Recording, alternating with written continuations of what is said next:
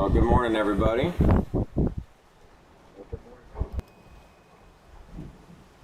Alright, you should be able to hear me okay. Well, we're dealing with a little bit of weather today. We've got a bit of a front rolling in. We've got big seas today. Had a rainbow this morning, a little bit of rain. So far, I've mostly avoided having the rain fall on the boat by sailing around it. But we're trying to edge back a little bit north just to stay away from the weather system and keep things more comfortable. Nothing really scary, just trying to keep it comfortable. But the seas are pretty big, as you can probably see on the mast cam. And I'm doing some work on the sails right now. I'm getting ready to jibe and try to change my angle and see if I can get wing on wing to sail dead downwind. And that'll give me a better angle towards where we want to be. So here we go. Welcome aboard.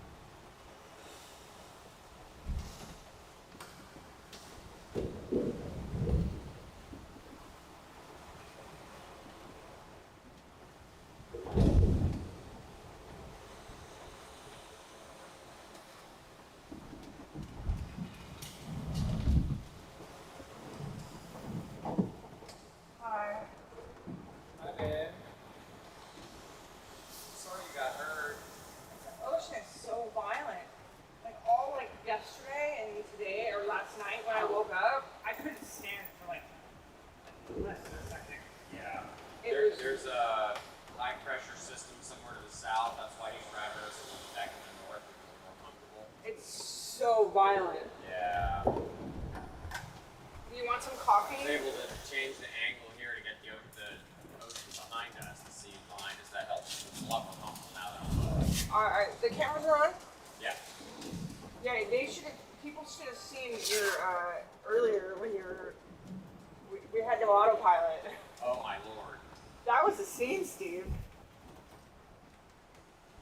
It freaks me out a little bit because it's I like know. that shit can't happen. Did it say what it was? I mean, just autopilot communication error, and then Rock had a couple things to check, blah blah blah. But you know, it said it could happen from a voltage drop. Okay, the batteries are fully charged. I don't know.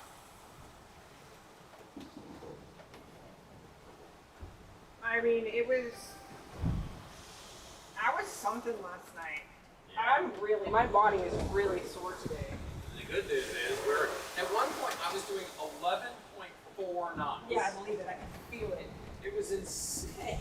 I could feel how fast the boat was moving. That was why when the wind started building, and I was like, all right, I gotta get that big sail down. That's the last thing I want to have to deal with. I could just feel like the boat was just hauling ass. Yeah. And when I did my watch, I'm gonna give you a kiss. When I started my watch, it was just like I was like, oh, I'll finish my dress and I'll iron it. I just did it for 1 second and I couldn't even handle it. Or not.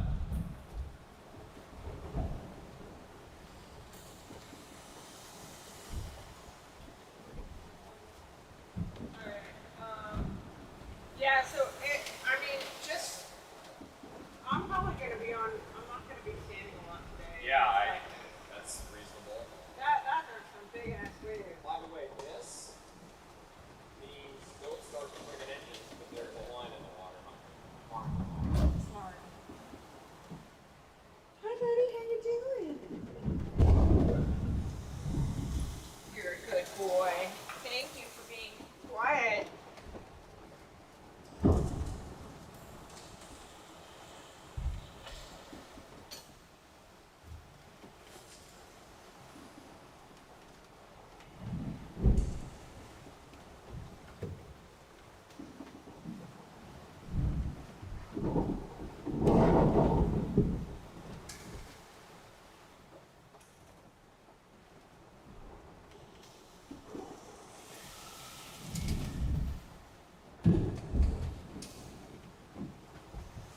I pray we can get some really great coffee in French Polynesia.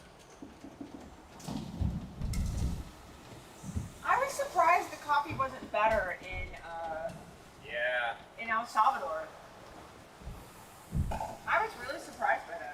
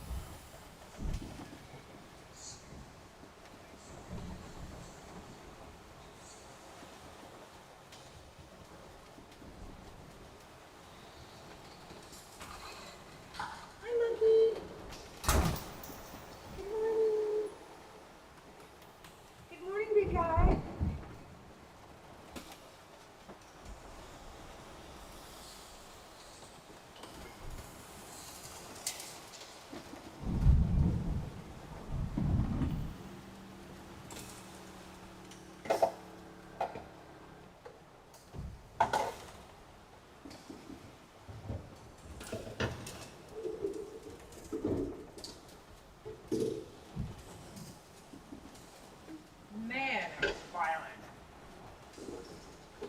That was like sailing down from Mexico violent.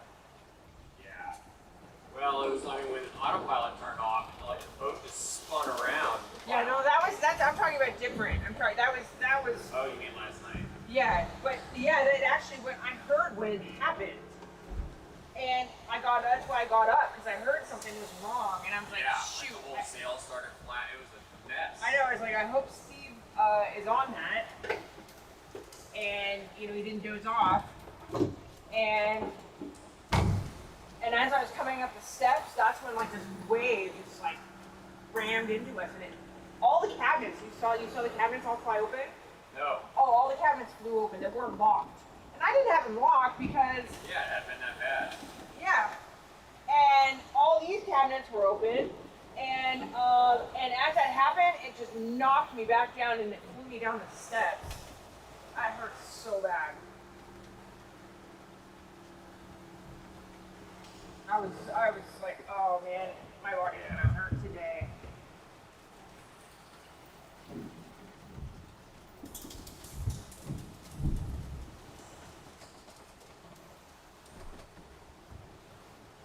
Good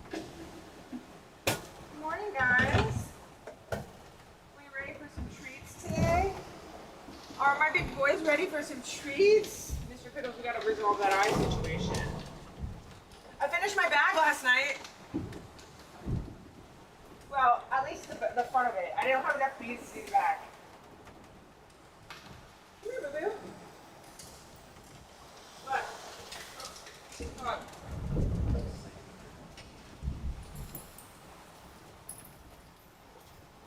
I didn't have enough beads to finish the back, but I will when we go home. Yeah. Wow. Look at that. That's insane. That's like, so it's 2 hours a night. Probably like 15 hours or so. I love it. I'm so happy with how it turned out.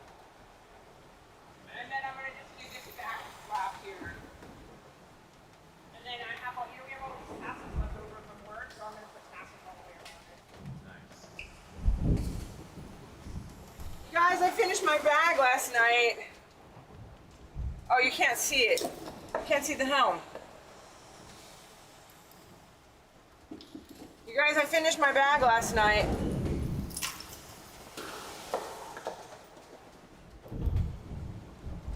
You guys, I finished my bag last night. I don't have enough beads to do the back. I'm gonna do the back when I go home. But how cute does that look? I'm so happy with how it turned out. Really proud of how it turned out.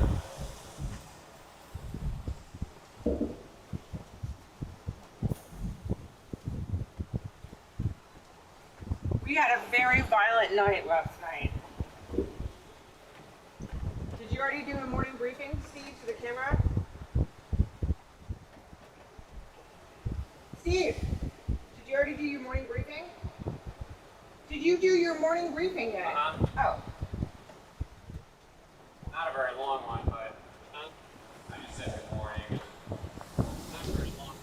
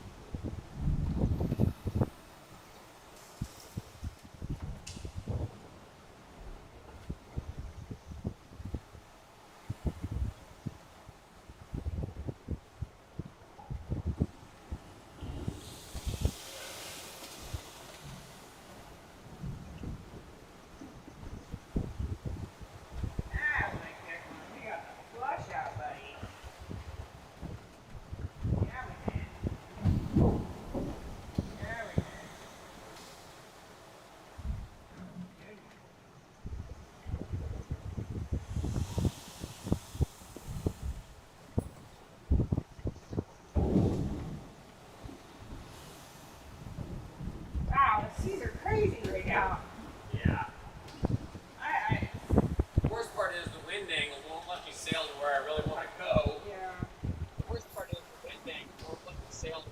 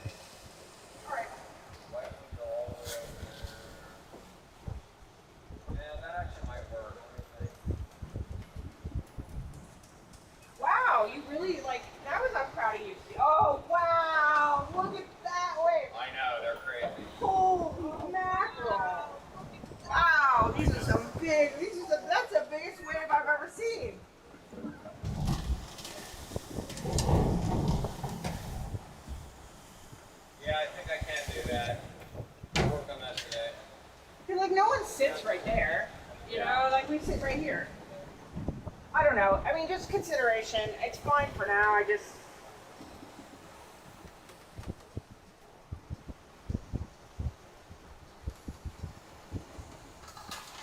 We had a beautiful little rainbow this morning. Did you get to take a photo of it? Yeah, look, I made a little inspirational video. I didn't want to put it on Instagram yet until I talk to you, but look on YouTube.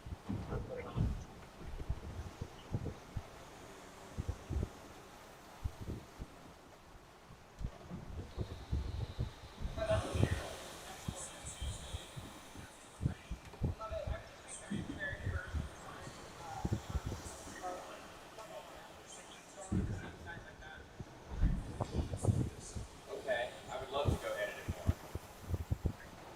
I would. Okay, I would love to go edit it. You were just asking for my opinion. I know. I'll do that. But you just literally said, I would love to know your thoughts and for you to look at it.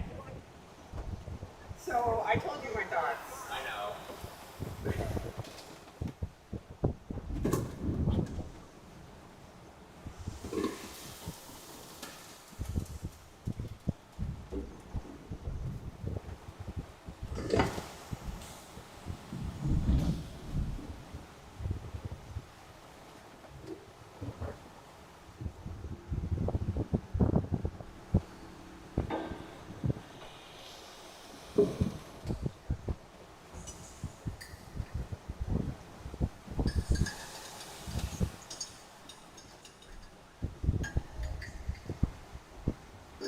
I wish I would have seen that.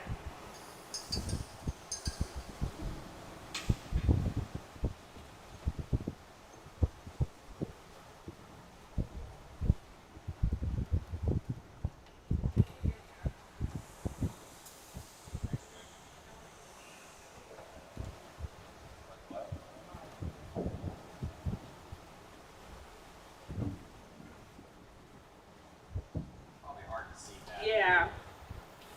That's what I was thinking.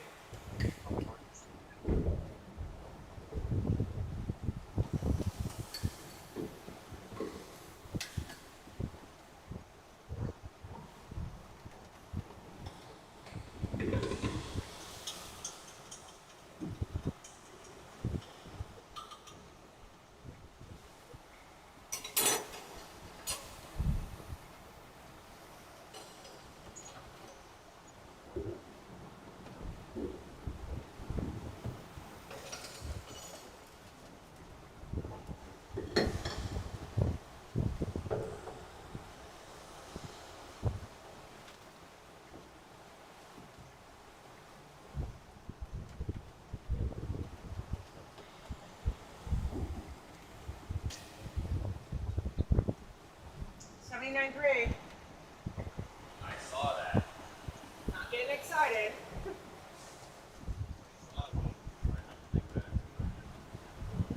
Someone commented on Facebook on our videos, like, so someone commented sharing the boat on our videos. So people really just simply sit there Yeah. all day.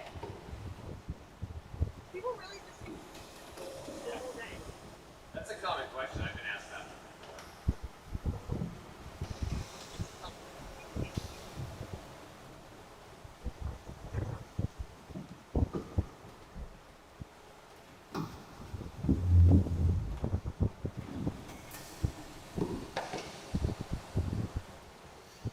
Good morning, everybody.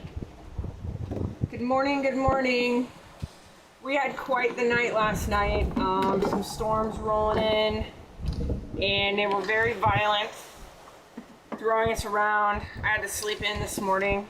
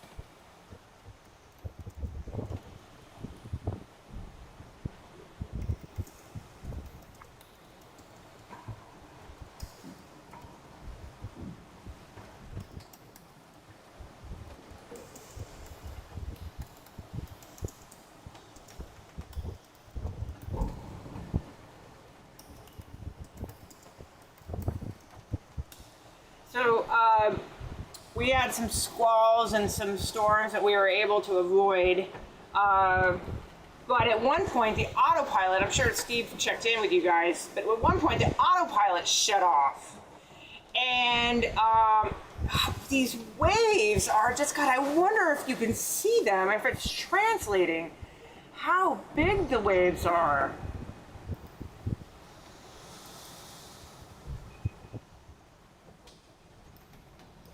They're so big.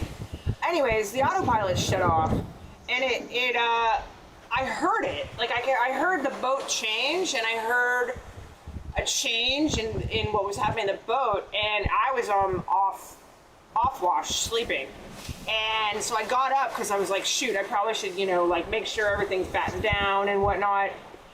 And as I was climbing up the stairs, all of the cabinets just shoved open, and the waves threw me off the stairs and down below. And so, needless to say, I'm sore as you know what right now. And so I slept in a little bit just to try to get some more rest. But I will probably spend primarily most of the day on my back, just because standing in these kind of waves, it's so bad for my body. So I'll probably be laying down and resting a lot. But like, I don't know if you can see how big these waves are.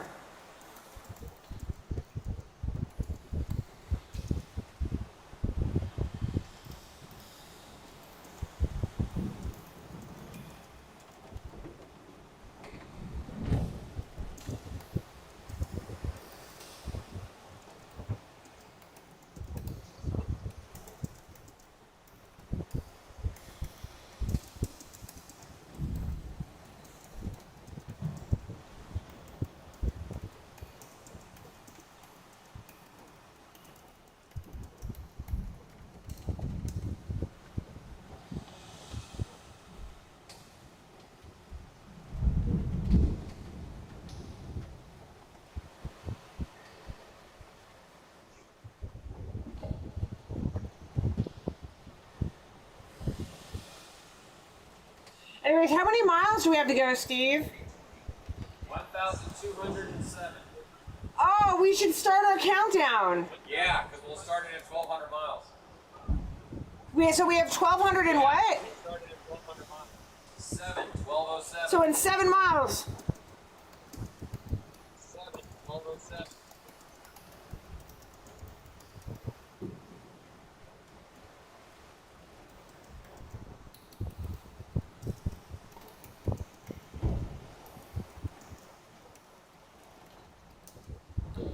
That's great.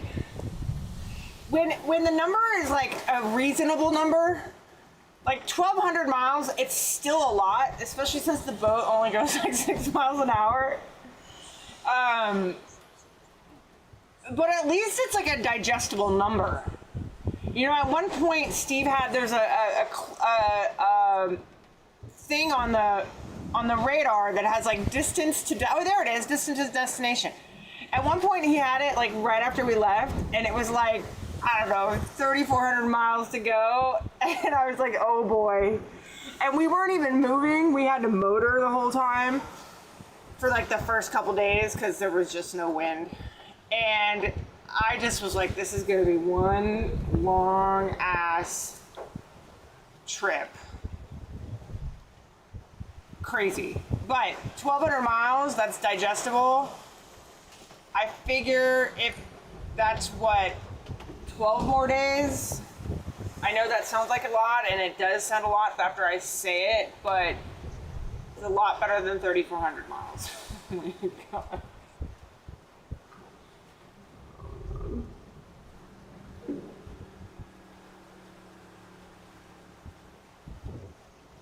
But we're getting pretty good speed. I mean, we're averaging about 6 knots.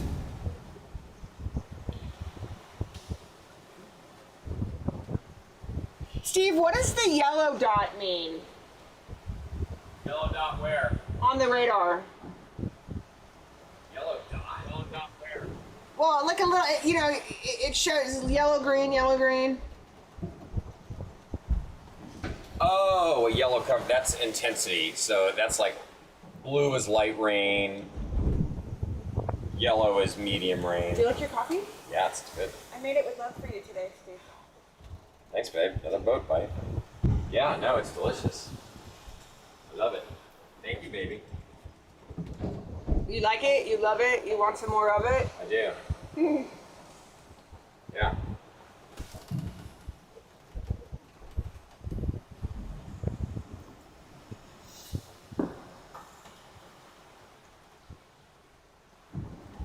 I kind of want to go up to the front.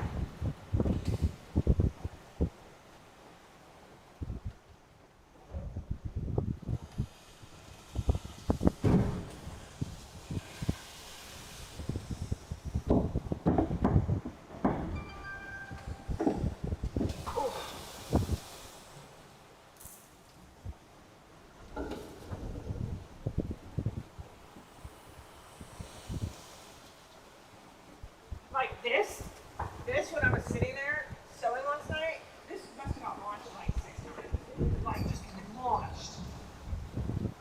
It was crazy. It was nutty. We were hauling. I don't think I've ever seen this boat do 11.4 knots. I don't think I've ever seen it. I mean, I was like, holy shit. And it was great because it was downwind, so the apparent wind was still like 16, 17, you know, it's safe. I was like, we are hauling. Plus it was the current, it was all that together. Yeah. All that together. Do you want to do our coffee? Yeah. Yeah. All right, I'm gonna shut this so that I don't need to distract you. Yeah. Pickles, how you feeling today, buddy?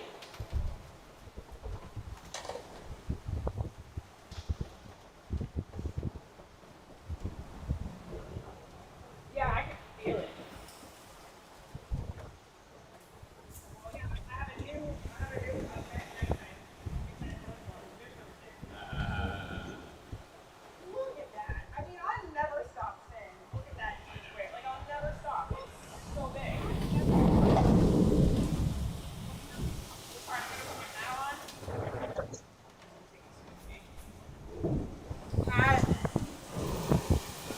Coffee refill.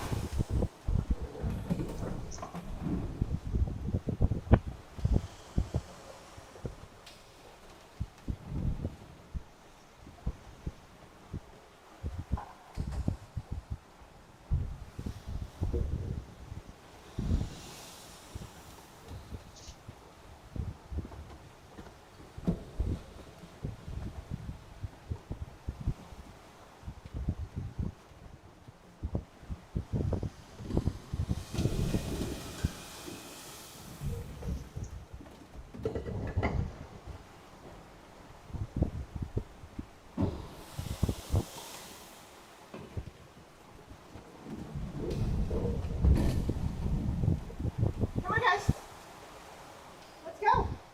Yeah, Pugs. What are you doing, buddy? Maybe you can barely stand. Let's go, Bubba. Let's go. Let's go. Wait a minute.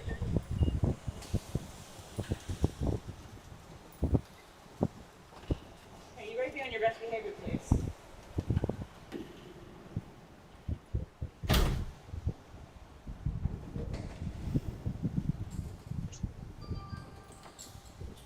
I want it. I love it. I need some more of it. Need to jive again. Not sailing in the direction I want. Want me to do it right now? Huh? I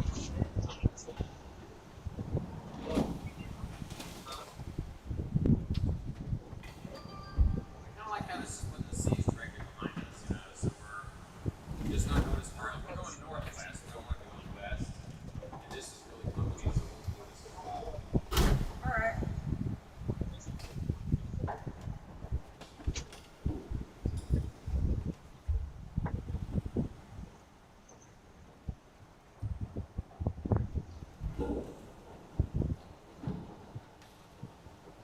Do you want to give me your coffee cup and I'll fill it? Yes. I'll put it in the window.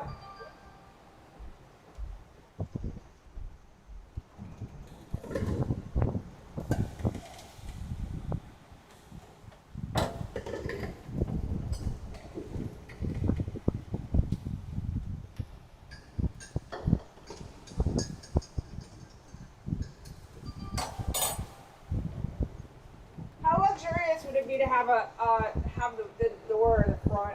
We could just walk through the front door. What? The door in the front. Oh, I like that feature. That's not true. Yeah, I trust me. I love this boat. I love this boat very much. But there's a few features that would be really luxurious.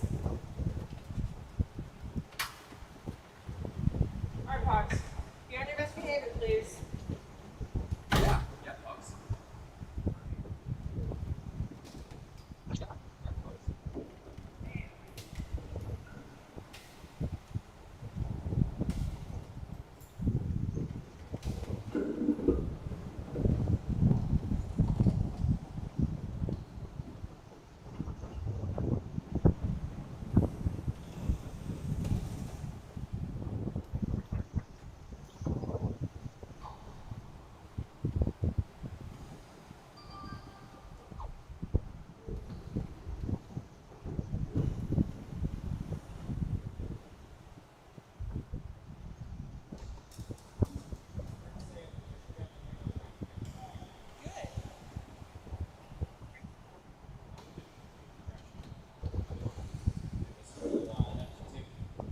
Basically, he was keeping us a little farther north.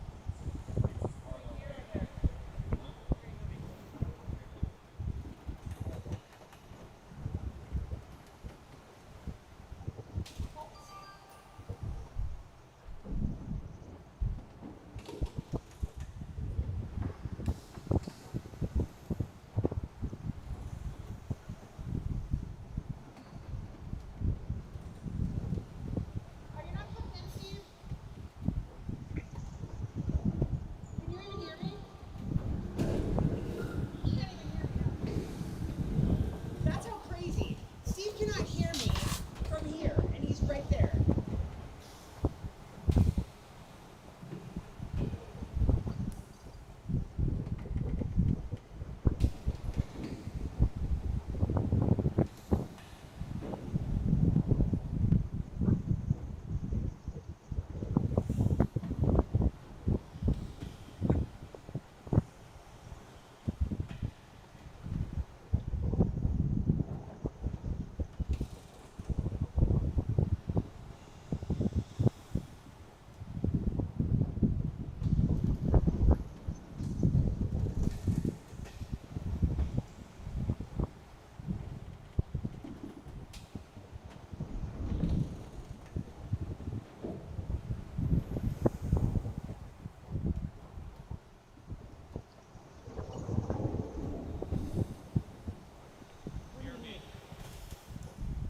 Are you not plugged in, Steve?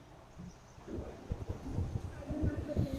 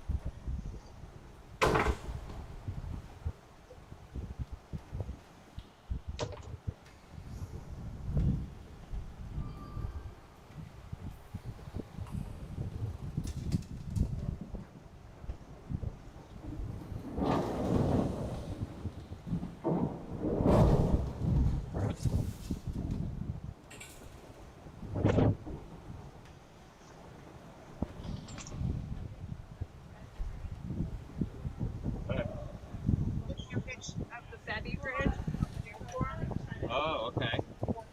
Someone asked? Huh.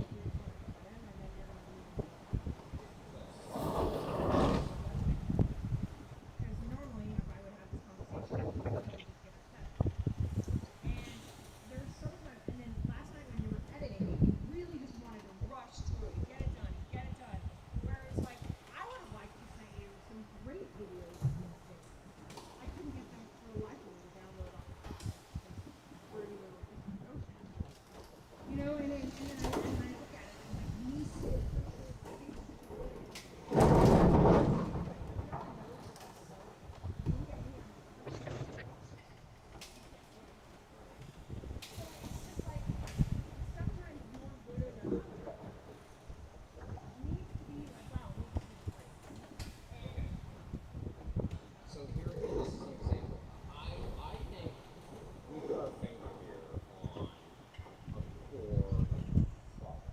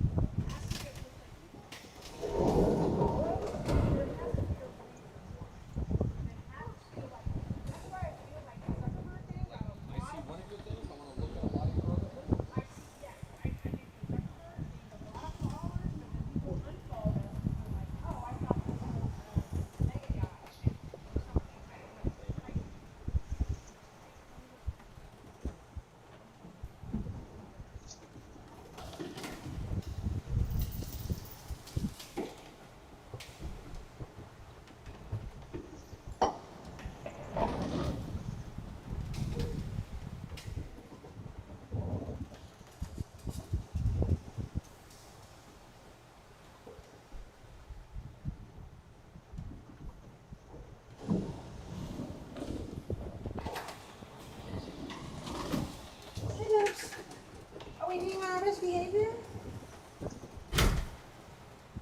Oh. Ow. I am.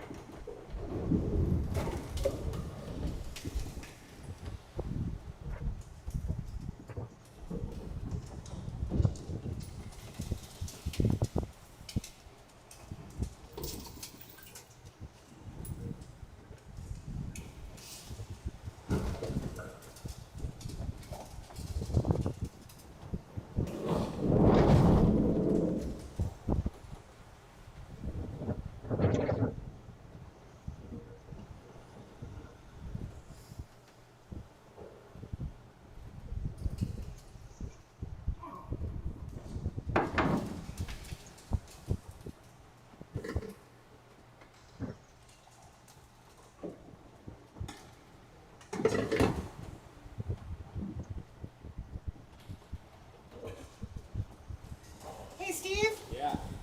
Here's your puppy. There's a couple of people that have comments, and I'm gonna respond to them real quick. You can turn on the microphone out here if you want. Oh, is that the mast? Mast.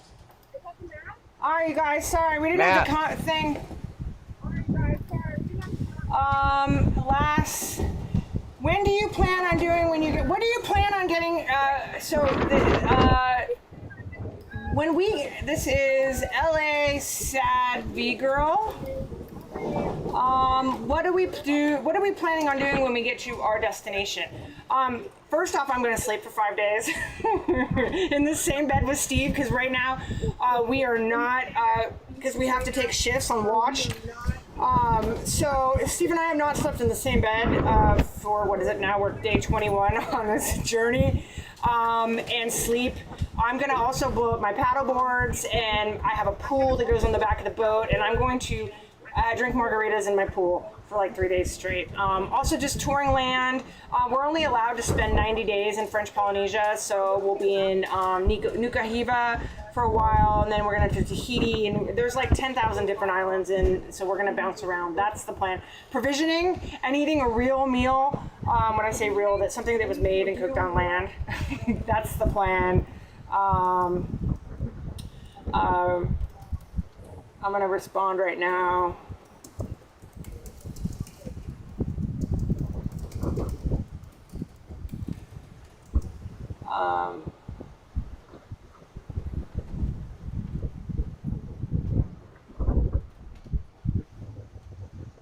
Get a massage.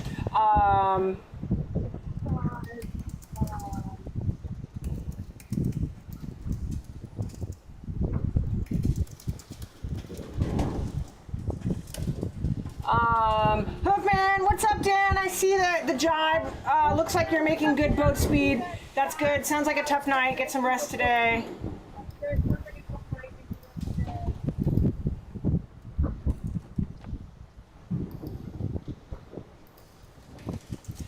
Dan, I don't know if you're still there, but can you see how big the waves are?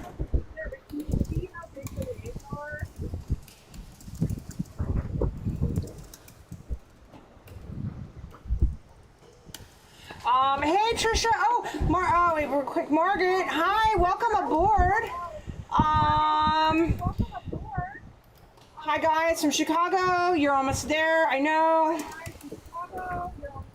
We're 1,200 miles. Steve, we're actually at 1,200 miles. Exactly. Yeah, Steve, we're actually at 1,200 miles. Exactly. Yeah, I know. 1201. Well, on the B&G in here it says 1,200. On the B&G in here it says 1,200. We should do a little I video. was trying to get a screenshot of it. I was trying to get a screen recording. I'm trying to get a screenshot of it. You should do a video of yourself but with the thing next to your face. Or just take a picture of it. Here. You want to give me my phone? Hang on, babe. I'm trying to do something. You want to give me my phone? hang on, babe. I'm trying to do something. No, here you go. Here you go. I'll do a selfie with it.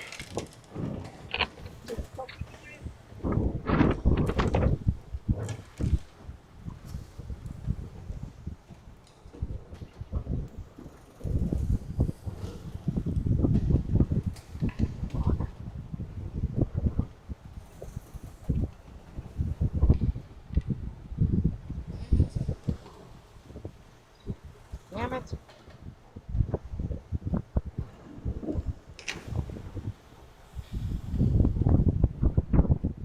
All right. So we are, we can't wait to be there already. It's been 21 days at sea. Trisha, hi Trisha, you can't see the waves, but the waves are so big. We do have following seas, but they're like gigantic waves.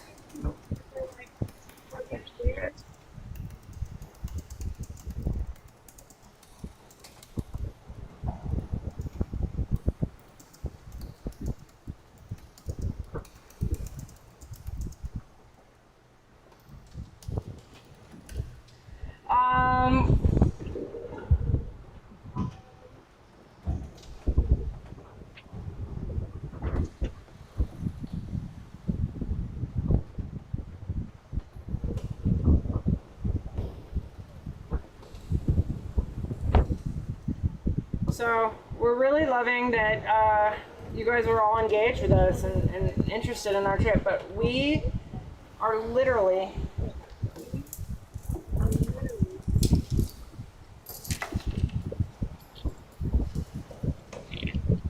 I'm gonna poke my face behind you in the window. I'm gonna poke my face behind you in the window. Any minute now. Hey! This 1201. Hey! 12,000 miles, baby! It's gonna click over to 1200. I don't want to miss it. We're waiting. I don't want to miss it.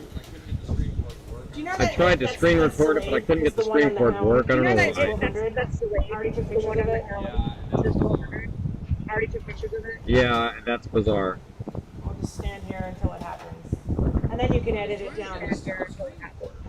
And then you can I edit was trying to it get down. the stupid I'll just screen stand here. recorder to work, and it wouldn't do it. I'll just stand here. Any minute now, 1200.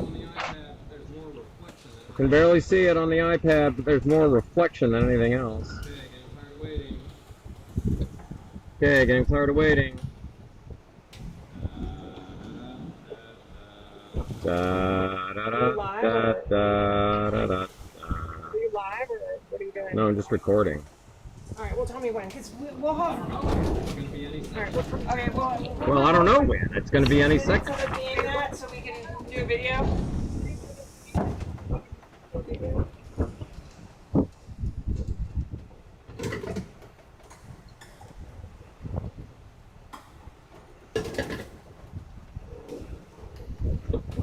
Steve, do you know what I'm saying? Is if we're going 6 miles an hour, we'll have at least. We'll have at least 5 minutes of it being that. We'll have at least 5 minutes of it being. Yeah, so then you don't need to Yeah, screen it could record be up to like you can 10 just, minutes. when it switches over, I'll be right there and we can celebrate. When it switches over, I'll be right there and we can Okay. Do you know what I'm saying? Okay. I'm not really sure, no. Well, we just want to have the. I'm not really sure, no. I'm trying to make sure I want to capture on video it flipping over. Whatever it is you're suggesting, we But- can do that too. Okay. Whatever it is you're suggesting, we can do that too. I'm not sure what you're saying.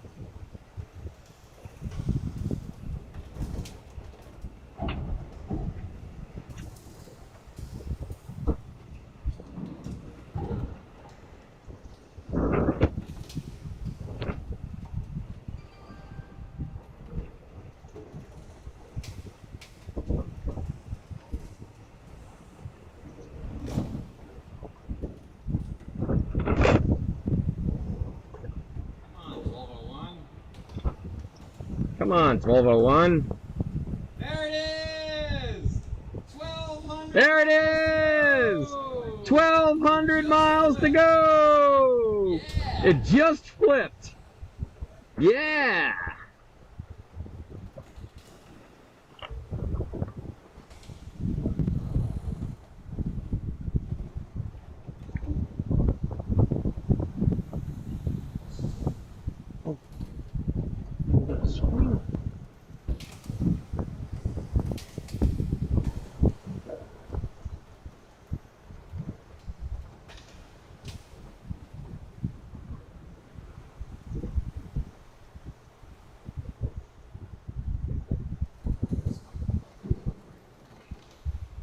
Swipe down from the top right edge.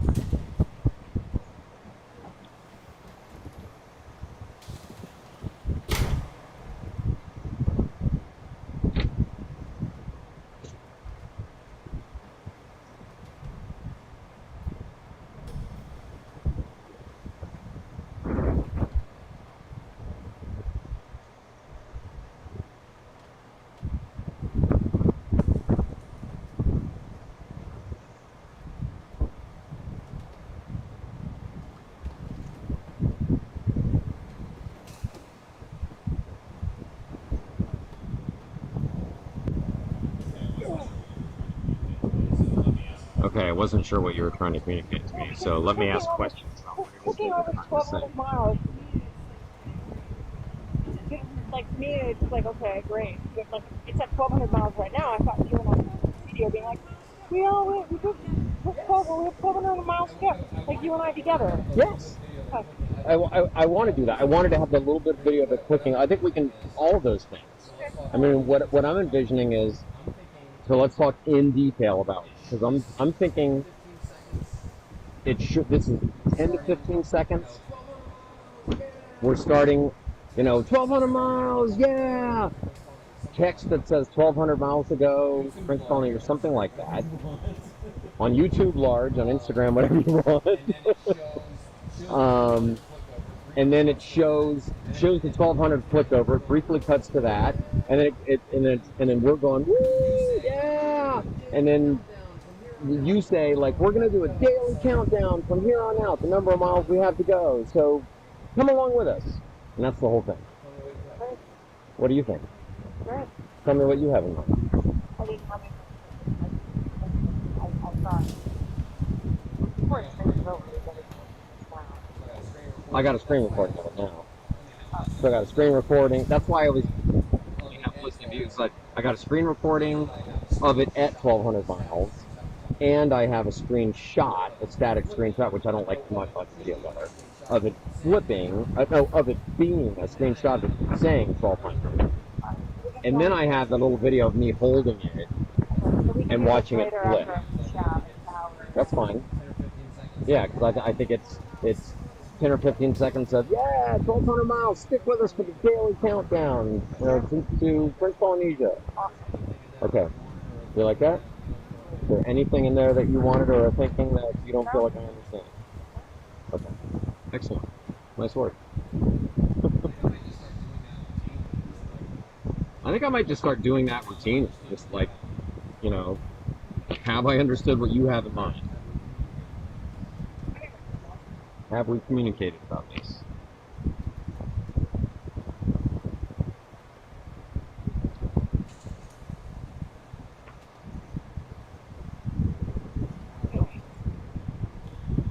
Like what I have now.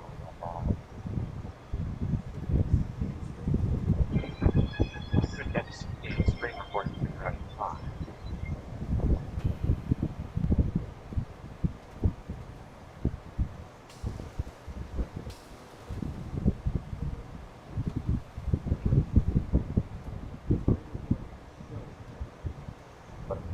recording up to showing 1200. That number clicking all, not to click over. And I've got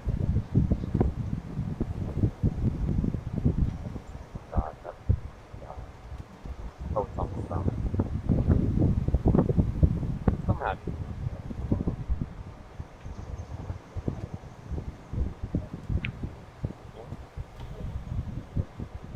Oh. So, we're going live and we're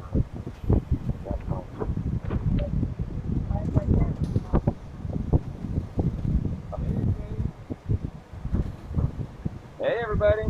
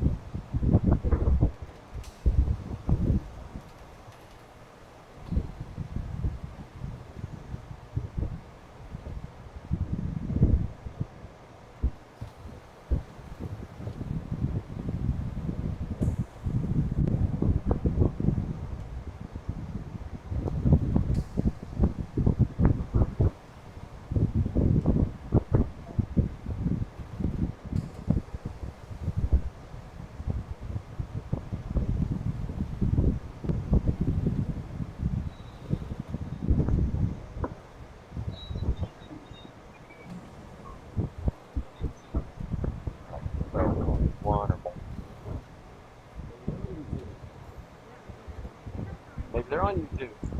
Yeah, maybe if you guys are on YouTube right now, you're freaking awesome. Well done, everybody. Join us on YouTube. We're live cast. Oh, do you like the flower in my hair? I added that. That's called a Christmas tree. Yeah. Yeah, we're live casting. We're French calling it the rest of our flowers. Like streaming, sorry. Every day on YouTube. Join us in there. Check us out. Yeah. Check it out. We got 15 quick streams. Oh, Kristen, hi. Wait, hold on. Hi. We're French. Hello. We're French Polynesian already. Oh, sorry. French Polynesian. We're just here. We were saying, why are you watching us on Instagram? You could be watching us live all the time. That's hard. I wanted to just bully you and telling you. Bully you. Telling you that you need to shame you for not watching it like people. That's funny. I love you guys. Oh, thanks, Chris. Love you too. Oh, hi. Oh, look. Hi. We were just wanted to shame everybody that's coming off our Instagram live and tell them why. That's good marketing. We're just here to shame. Like, we're first calling already. Let's see. There he is. Woo! There it is. What are they doing? Cool in there. Yeah. Cannibalism. You guys join us for some live cannibalism. We're making French Polynesian. Pig roast and cannibalism. Yeah. That's a caption if I ever heard one. Oh, yeah. Alright, well, you guys are awesome. Thanks for joining, but if you're not watching that,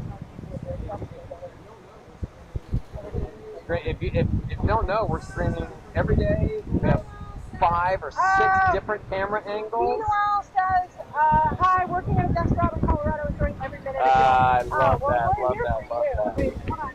There we go. First pony's ready. Hold on. There it is. First pony's ready. Alright, well, we're going to scoot, but we're live all the time while you guys do it. Sometimes I'm happy about that. But enjoy your day today in Colorado. I hope the weather's nice. Much love. Bye.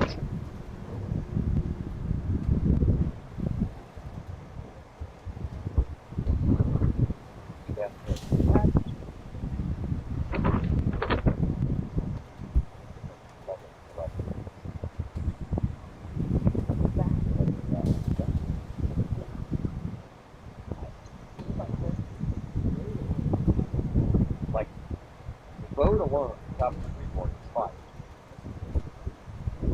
So, estimate from we're at the bottom, down to the bottom of the trough.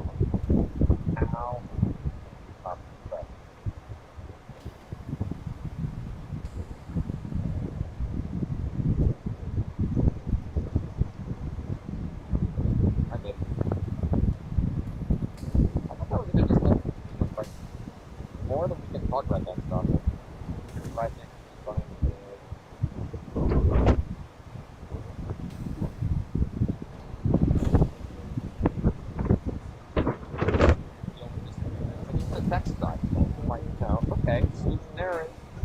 we'll go with your style on Instagram and on my channel on YouTube. Easy, done, solved.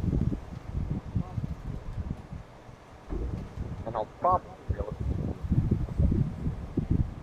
realistically adapt to some sort of thing.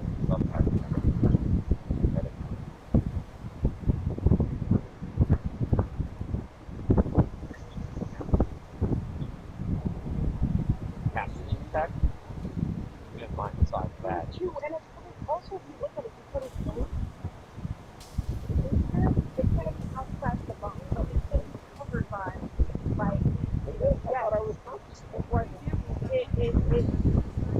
like a good example is that one video that I have that has 34,000 views, and half the text you can't even read it because I didn't follow with the space. I mean, it's still forefront.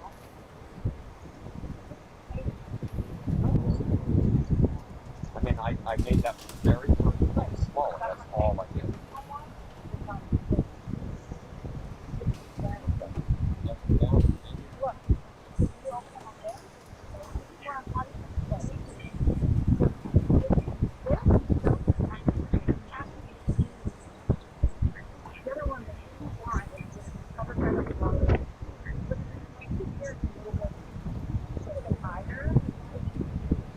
People watch reels, so you can either watch it like post, or if you want to watch the whole thing, then there you go.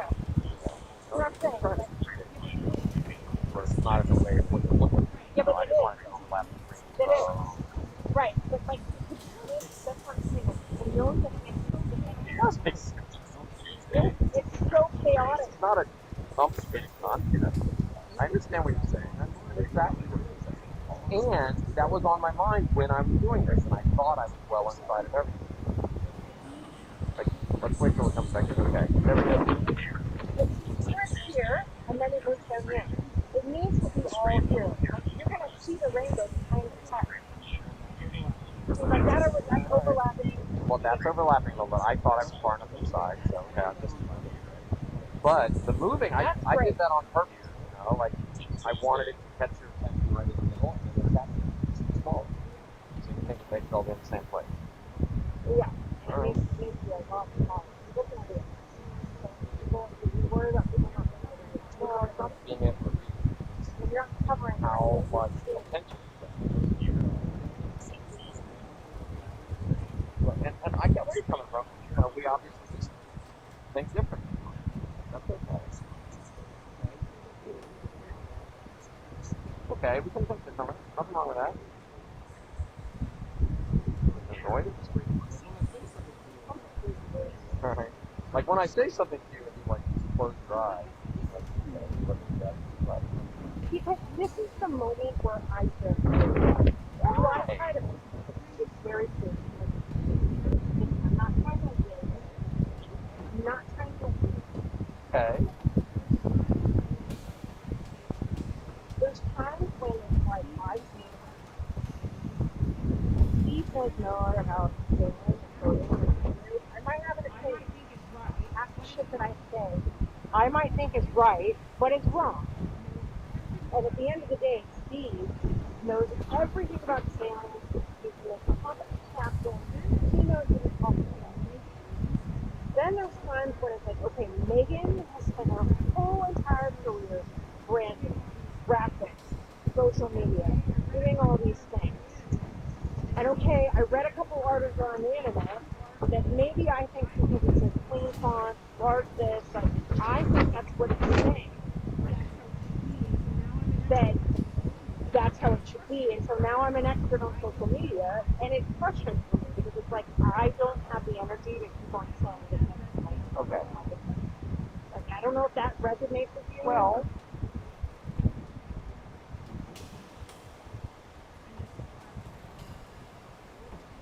and this is why, like, I go back to like, I don't want to work with you. I told, like, I want, that's when I come back to, like, I don't want to feel like a job. I don't want to feel like, listen to what you're saying. Are you trying to communicate? You should just do this way or something. Is that what you're saying? no. Okay. If it's not, that's what's coming. What you're saying is, I'm the expert. I know all this stuff. All you do is become part this is what I was getting at earlier. I said, it's okay if we disagree. Like, I just read a couple of our research for living the hell out of all of it. And we disagree about what size the text is. And it's okay. Like, the fact where it overlapped a little bit on the sides, yes, that was a mistake. I thought I had gotten that right. I missed it. Done. But the fact that the text should be a little bit bigger, yes, that's what I think. And I know you smaller. It has to be okay that we think a different thing. That shouldn't make me feel like Well, no, for me, it's the end result. For me, it's the end result. At the end of the day, when I saw it, I said, "Oh, I want to show you this." I saw it, and it was not even like I could get to you saw it. I didn't even want to go further. And this is where I'm thinking. I'm coming to a place now where I don't even want to have that conversation. Great. I'm just there, and I don't want to be in that place. Like, so what's I the want solution? to grow. If the solution to that is something other than this is the way I tell you, then tell me what that is. Because that's what I'm hearing. What I'm hearing is, I know, I'm the expert, I'm the one who knows this, you won't listen. And what I'm saying is, it's not that I won't listen, that I think the text will be able to. And why? Because of all of the research that I've done that says you definitely control. No, this is just Okay, so this is where it's not best practice. Because on TikTok, on Instagram, there's sidebars, there's retweets, there's comments, so I can add a comment. Wait, let me finish. It's different than on YouTube. It's just a screen. On Facebook, it's just a screen and then all the copy around it. There's no copy on the page. So you can put copy and you can put shit all over everywhere. On Facebook and YouTube, but on Instagram and TikTok, you can't. It's gotta be, you have to follow a certain standard from That's stuff on the side. Like Instagram does.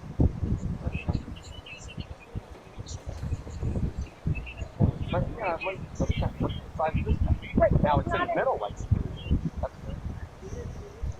that's pretty big. These are TV shows. Look at the TV shows. It's not. But look, what I want to somehow get through is that this is not Steve just won't listen to me. He's so stubborn, and I just keep telling him this is not that. This is I know you prefer the smaller text. I know you believe that's the way it is. I think differently. And so I'm not now. I do. I don't want to fight. Like I told you yesterday, I don't want this to feel like a job. And I feel like I'm working. I feel like I'm working with you again. So is the only way that we can work together is if I just do it your way? No. Is that what you're saying? No, we just Then said. tell me what you're saying. You just had a great compliment here. Megan knows all of this. She's going to grow that. We haven't had any growth. We haven't had any growth in the last 2 months. We were having great growth when Megan was managing. And now Megan was like, oh, no, I can't do whatever. I don't care.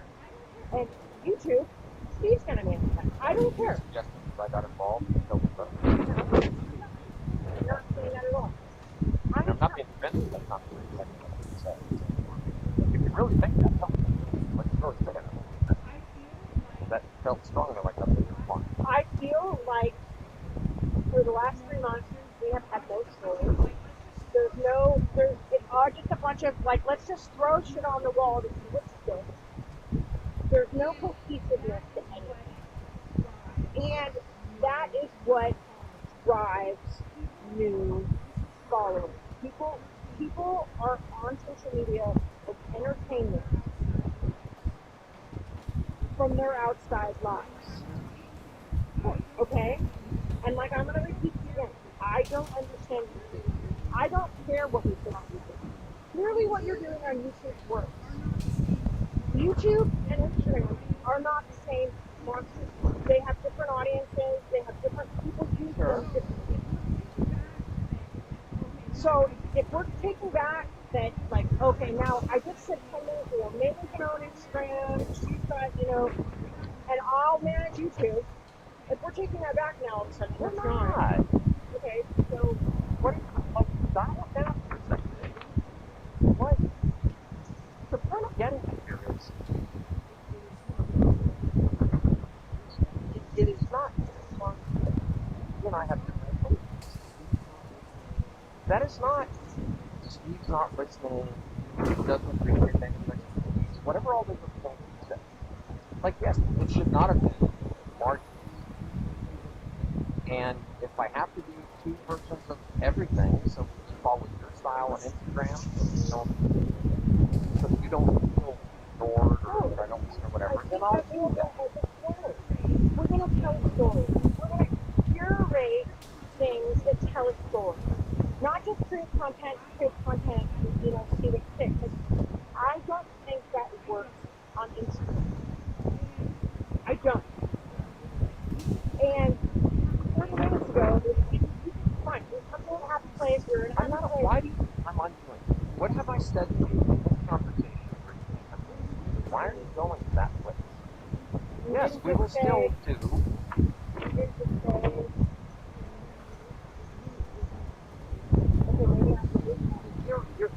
Let me try again. You are so misinformed. Okay? All right. You and I have a difference of opinion. I want you bigger, catch attention. I think it's really smaller. That's more elegant, right?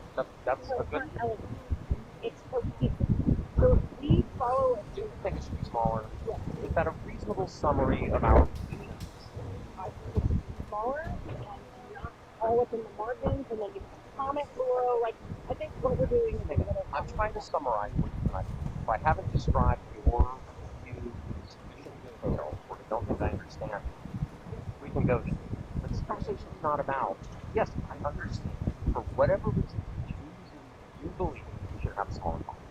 Do you believe I understand you and that I have listened to you, that I know what you think about me? Yes, I think I'm going to add to that is that there's a rhyme and a reason behind that you don't understand. It's okay. I'm not going to continue to bat my head against the wall. Okay. This is my question. Why? Because you and I have different opinions, does that need to be that Steve doesn't understand or makes batting your head against the wall? Or is it possible that we just think different things and that that's okay? So what I'm trying to get here is it's not about the point. This is about why did Meghan just get upset and feels like Steve's not listening, going off, ignoring him, just because I think the punch is bigger? Like, why does it create that dynamic where you're feeling like, I don't even want to work with you anymore, I can't do this, blah, blah, blah, blah, blah, blah. Why did it create that dynamic? Saying that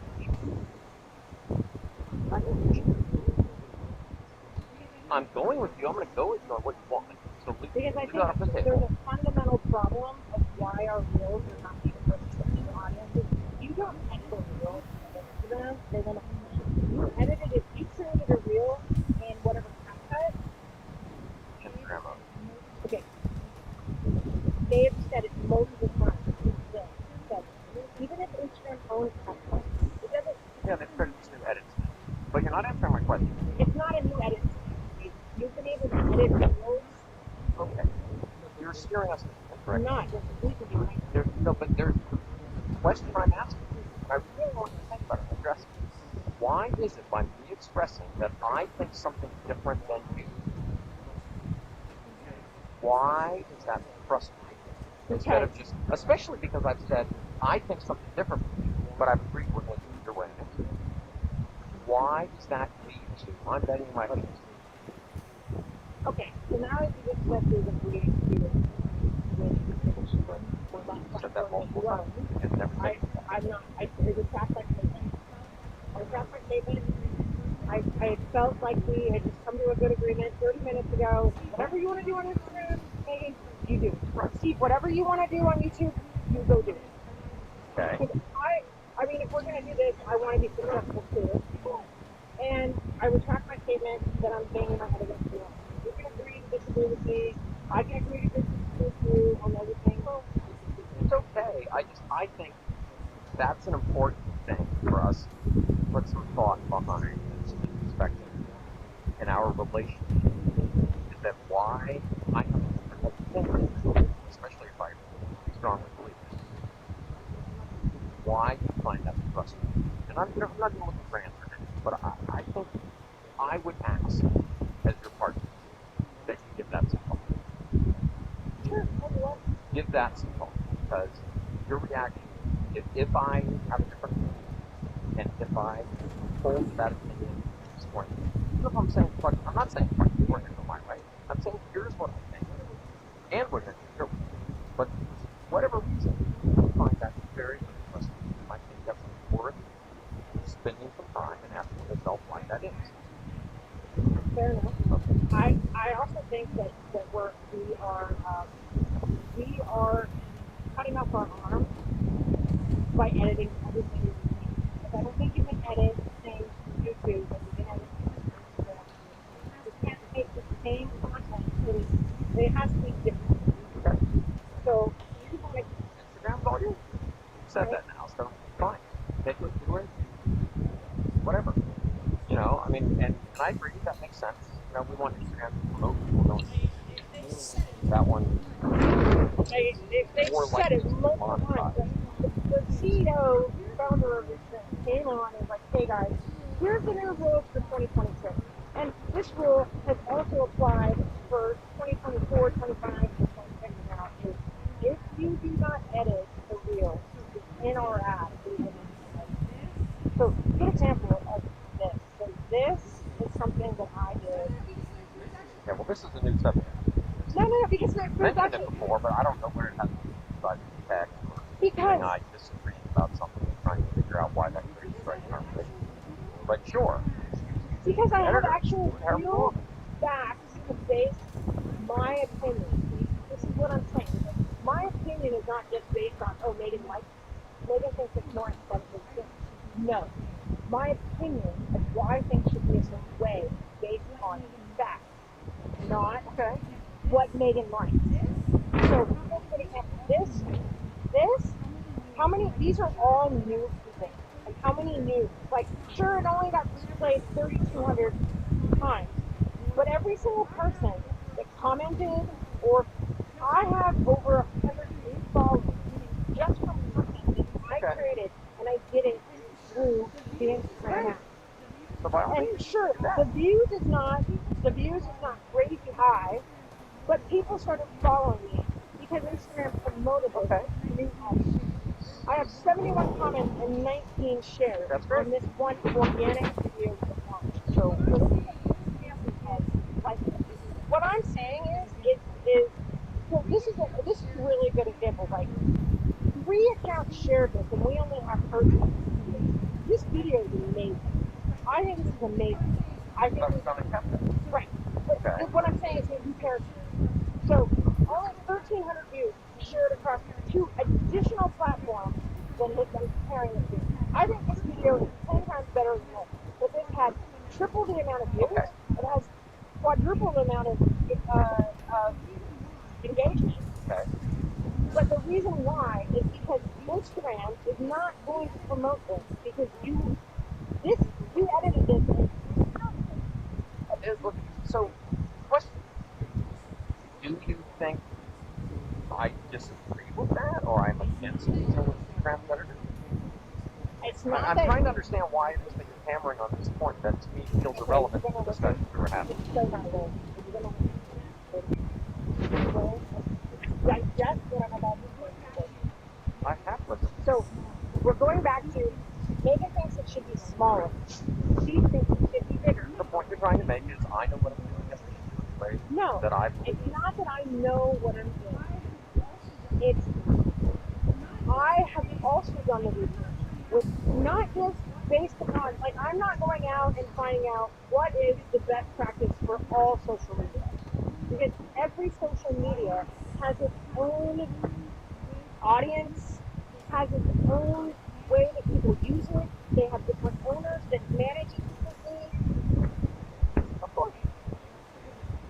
I understand that. Okay. And I understand that you know Instagram like the back of your hand. And I give you 100% credit for that, and I don't take anything. All I'm saying is I'm going back to why I think a certain way is not based on Megan's way is based on facts. And I'm just trying to show you different examples. It's fact-based of, hey, if you use a smaller text, it will help with this. If you edit it within Instagram, they will show it to you on Instagram. If you have a compelling whatever, like that's all I'm just trying Well, to I show feel you. like the discussion I thought we were having was about our relationship and why certain things break right. If you're just back to, I want to prove to you that I know what I'm doing on Instagram, you don't have to believe that. I already believe that. That still doesn't mean I'm just going to, like, you say the text should be smaller. I can go find a whole bunch of examples on Instagram with bigger text, like I just did. Okay. I'm not going to do that. Instagram's yours. But I'm not. Look, I acknowledge you're the expert on Instagram. You know it like the back of your hand. You know how that edit works. You know how all these things go. That doesn't mean there's no room for a different opinion than yours. And it shouldn't frustrate you if someone thinks different. I give you all the credit in the world if I think something different. Like, I still think a larger font could probably work just fine. But I think the solution to our relationship is you do Instagram, you do it the way you want. And then obviously everyone's happy. Do you remember that? But like, I don't understand. Well, do you remember a week ago when we were having the, hey, should we bring up some stuff? And all the points that I was making were not making sense. Yes. Just, okay, so this is a good example. Even more so, they were based on, like, some of them were just plain made up. Okay. Okay. Okay. Okay. So, we had a discussion. We have a captain who freaking knows what he's talking about, does, like, he is an expert saying, okay, we now have a damaged mainsail. We need to catch this wind. This is the best performing. And Meghan, who doesn't know what to do, you know, maybe went on to Google and Grok and said, hey, pull up some information on this sailing pattern, whatever, and read some articles and was like, oh no, we're not doing that, right? Meghan had to get out of Meghan's own way and let Captain Steve do his job. And it was successful. Okay. Do you feel like I have not given that? Because I've said Instagram's yours. We've agreed to that. So I'm still missing what, like, the point now is he's got to get out of his own way. He doesn't know what he's talking about. Like, all right, it makes me feel better if I just say that. I still think it's a valid opinion, and I don't want to feel like I can't express it. I felt very confused. It upset me, it made me nervous, I couldn't feel safe, what could be ghost out, you know what I mean? Like all these things, which could possibly happen. Yes, it could possibly happen. But Meghan got out of both of our ways and said, you know what, Captain Steve, you are a competent sailor. You've gotten this far. I'm a reporter. I'm totally, like, I have no idea what you're talking about. Some made up, whatever. Sure, the internet says these are all the things that could go wrong, but we're not going to focus on all the things that could go wrong. We're going to focus on Captain Steve's competition. Okay. And that's all I'm saying is, like, he, 45 minutes ago, I felt like, great, Steve's going to get out of Megan's way. Let her try it. So why do you not feel great about that? Just now, it was like, you know, and it felt like we were like, I have never once have I said I want to take control of Instagram. I have said repeatedly, it's yours, you do what you want. The question that you don't seem to wrap your mind around is, why does it offend you? It's not too strong, but why does it frustrate you to make you pick your word? The word is irrelevant. Why do you not like it if I tell you I think something? Like, you'd obviously feel better if I just said to you, wow, Megan, you're right. 100%, you're the expert. So take it away. Which I'm saying, basically. Take it, it's yours. But for some reason, it seems to be a burr under your saddle if I say, I still think that the could work well, but we're going to do it your way. You know my answer. My answer is not about this. It's the same way that you felt when I got up. All the things last week of why you stand. The exact same way that you felt. But that, the exact same way that you felt. Everything that you were feeling. You know the right answers, but Megan is bringing up all these other things. My opinion was totally different. I still didn't think we should do it. My opinion still stood. I was like, shit, this is not the church. All those things that you were feeling at that time is the same way that I feel. okay. I don't know. Well, but there's a really important gap in that analogy. Because you were saying, we're not doing that. It's dangerous. I don't feel comfortable doing it. All I'm saying is, I'm saying 100%. You go fly the sail you want. I just think that. Now well, I think it's a valid question. Why does it frustrate you if I don't just go with the same reason. It was allowing you to then I'll just stop. I think it's an analysis worth getting to because we're trying to figure out why our personalities clash sometimes. The other side of it, like, well, our personalities clash because we are both alpha. Sure. That is why our pirate personalities clash. It has nothing to do with anything else except that you are the boss, Megan is the boss. Okay. Seriously, like, and on things in our relationship, in things where clearly you're the expert, clearly you know what you're talking about, and all the things I figured on the internet, I don't mind at all being perfect. I will do whatever you need to do. And I've said this before, there's certain things that I do well, and I think it is in our best interest if you really want to make it go of, being relevant on social media. If you know how to do something better than me, utilize it. Just like Do not feel that I have accepted that and agreed to that. I have. well, then why are we still having this conversation? Like, It's not me. That's all right, let's stop. Like, I think there was a very interesting thing to look at. What is this personality quirk where our two ways of thinking because we're both alpha. create some conflict? That is my response to that. We are both type A. What I think is that when you disagree, that you tend to feel disagreement is challenging rather than simple, innocent, I think something different. And so I think it's okay to say, I think, because especially because I said, I think something different from you, but we're going to do it like this. So we come up with a very practical solution. But what I'm getting at is it still seems to annoy you that I think something different from you. That's what I'm trying to understand why. Because it puts me in this place where I feel like I shouldn't tell you what I think. It's going to get upset. And I think it's a valid question. But if it's okay, well, this is, it's not like you're not in a good headspace. So what's up? Well, you look like you're waving your arm, very because frustrated. you couldn't be right further now. wrong from the fact, Steve. Okay. I have no problem with disagreeing. I have no problem that you think it's blue, I think it's yellow. I 100%. I love the fact that we've now come to the place where you think it's blue, I think it's yellow. The fact of the matter is green. Okay? We've come to a good place. Okay.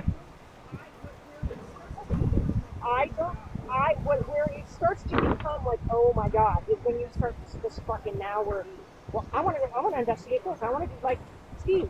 I got it. You don't like analyzing this person. I'll stop. To me, it's very interesting. That's not true. I like analyzing it. I think it comes to this point where we are fucking beating a dead horse. Okay. And that's where I get frustrated. And that's, yeah, it's where you're like, we're trying to find something that's not there. I think, I would agree, I think that you have the same personality type as I do. And there's times where,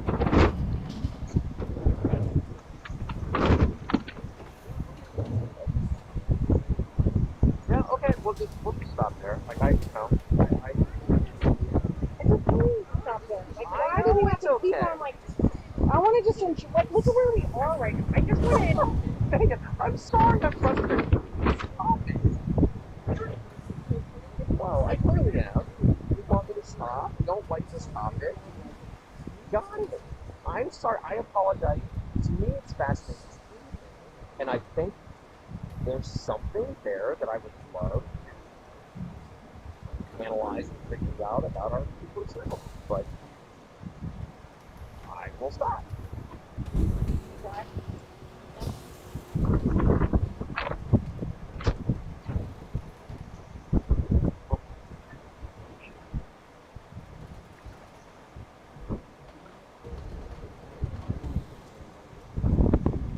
Anyway, bottom line, well, I do agree you're an expert. I do think that sometimes I also don't. All right.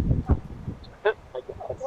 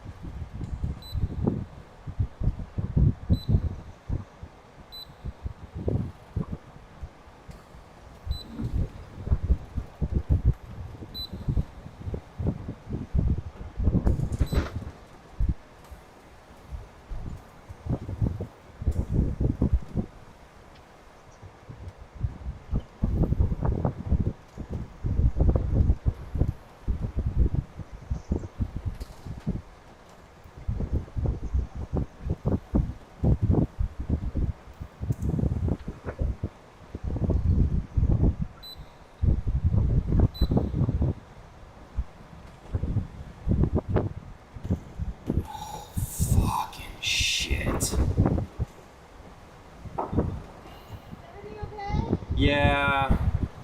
Is everything okay? Oh, just some annoyance with the chart plotter.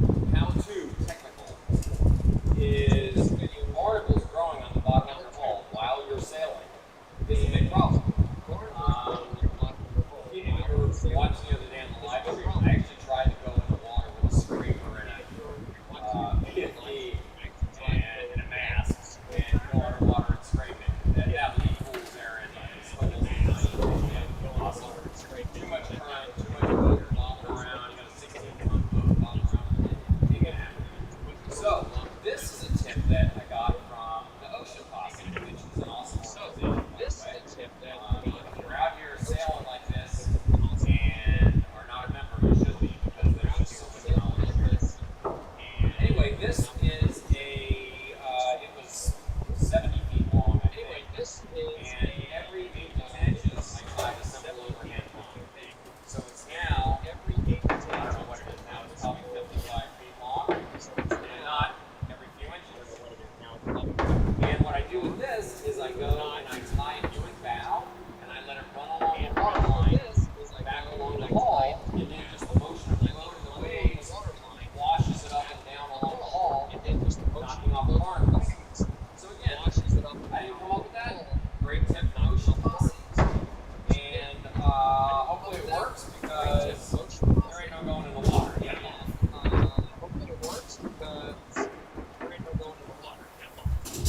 That's awesome, Steve. Because you can show the video of you going in there and being like, oh, Yeah. how challenging it was. I think that's awesome. Yeah. All right, here's a little tech tip. And this is courtesy of a tip I got this from Ocean Posse, Captain's Bar, which is north of Vegas. If you're out here selling like this, you should be a part of it. There's so much knowledge sharing. It's really valuable. But barnacles grow in the hull, as we know. And if you saw the silliness the other day when I thought I could dive into the scraper and scrape them off, I was very quickly humbled about breathing. So give me credit for efficient, but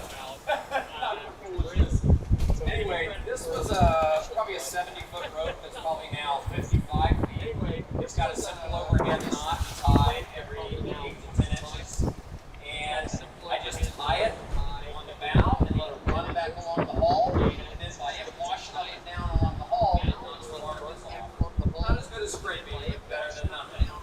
And hopefully we'll make the cleaning job a lot easier. So here's how it works. How-to with Captain Steve. Yeah. I would like a how-to right now. Try and be snappier. How-to. How-to give you a hot, sexy captain a kiss. Yeah. Here's a how-to on how to make Captain Steve happy.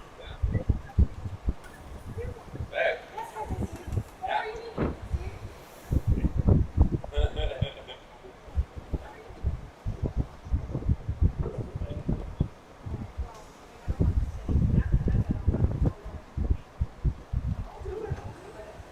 Stop right now. Stop. I will do it. Stop right now. Stop. I will do it.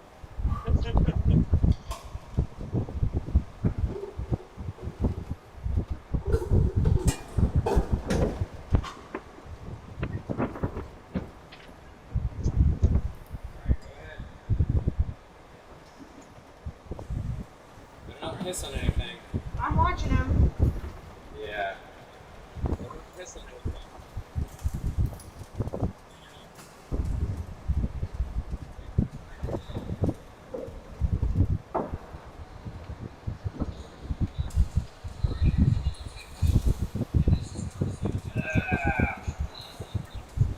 Sound is horrendous, of course. Gotta use the mics.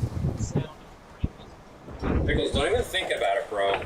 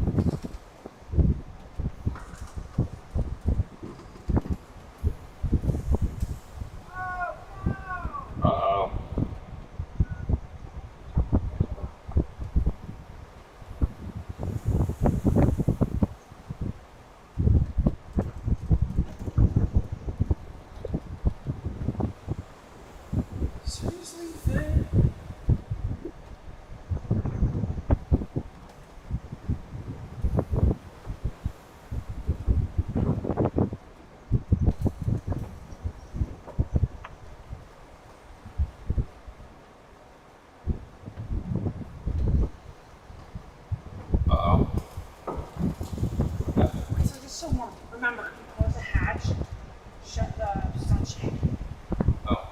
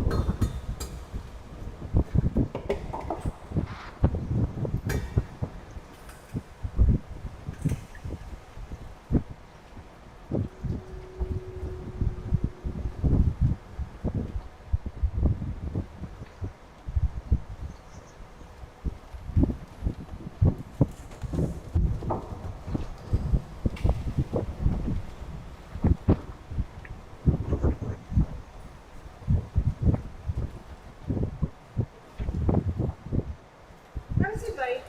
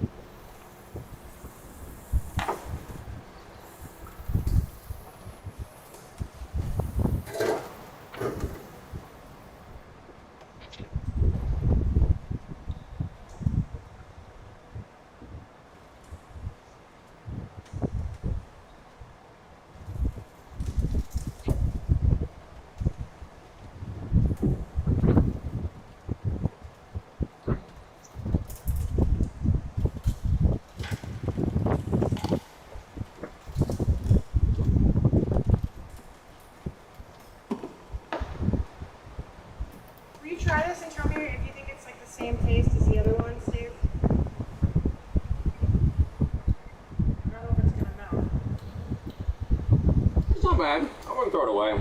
It's not great, Okay. but Well, you're not eating the whole thing. it's you know, I like it. I'll eat it.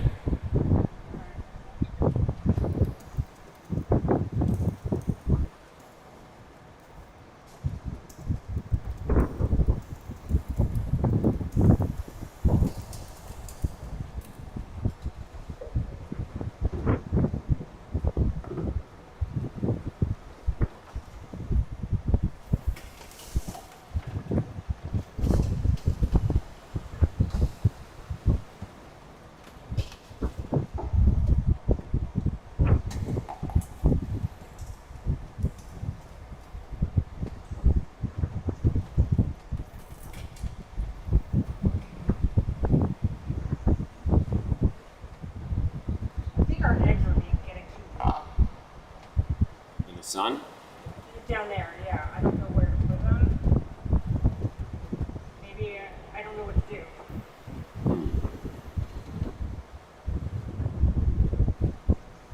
You just got to keep that cabin cooler. I mean, I don't know how to do that. Maybe put them in the floor.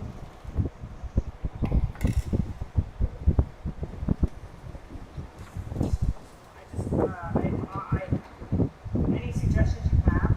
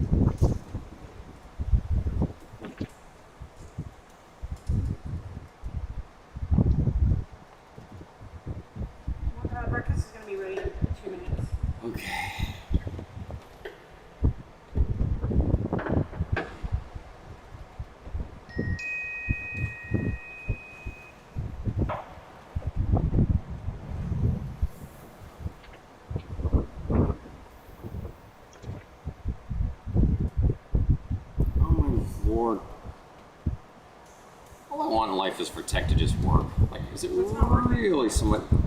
I'm trying to update the firmware on the DJI microphones.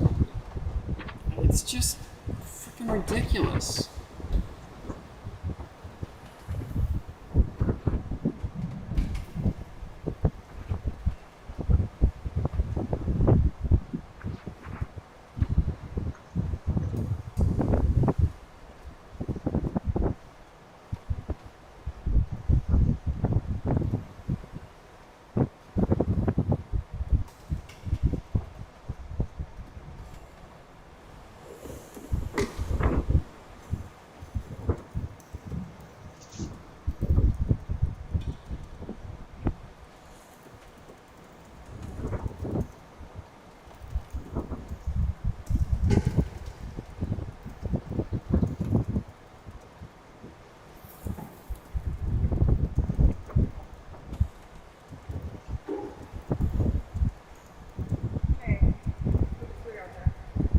Yeah, I'm coming.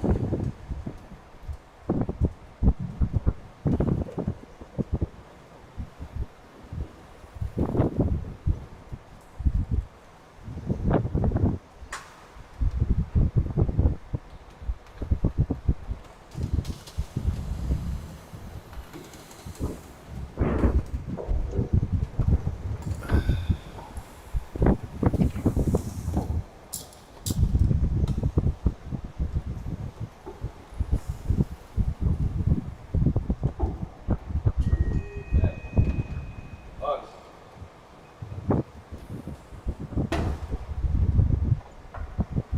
Pretty good.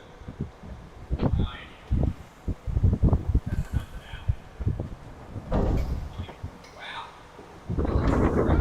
You want a fork? That up. Yeah. You want a fork?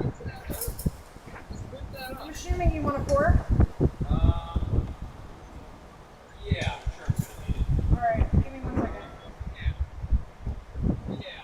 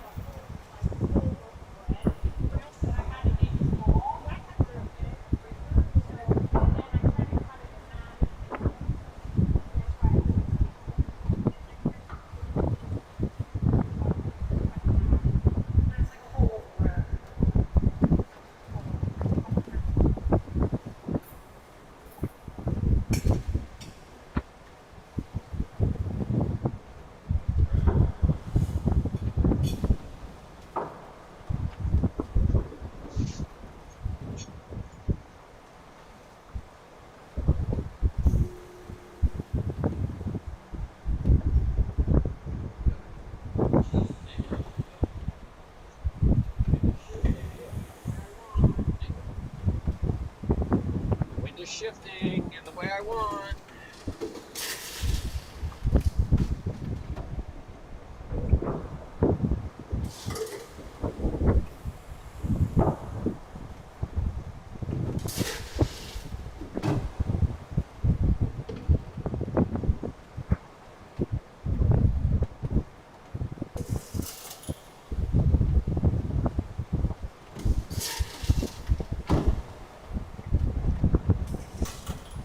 All right, we'll take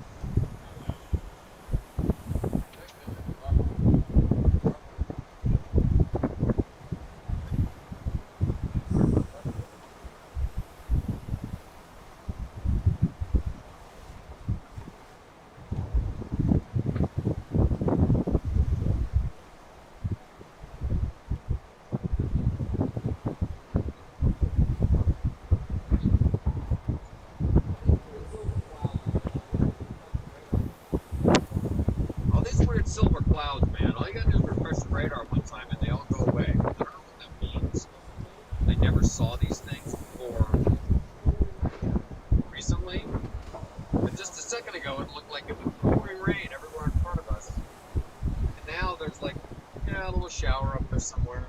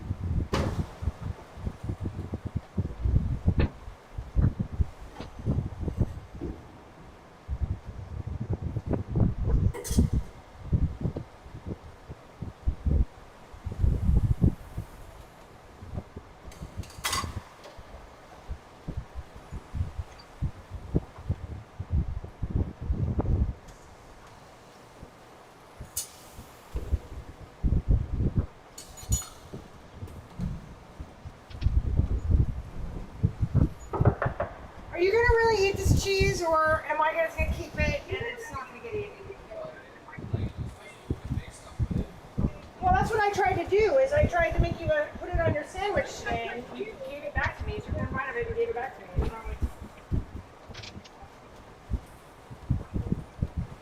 I was gonna put it on your breakfast sandwich, and I said, "Hey, taste this. What do you think?" And you took one bite of it and you gave it back to me. Normally you would devour it.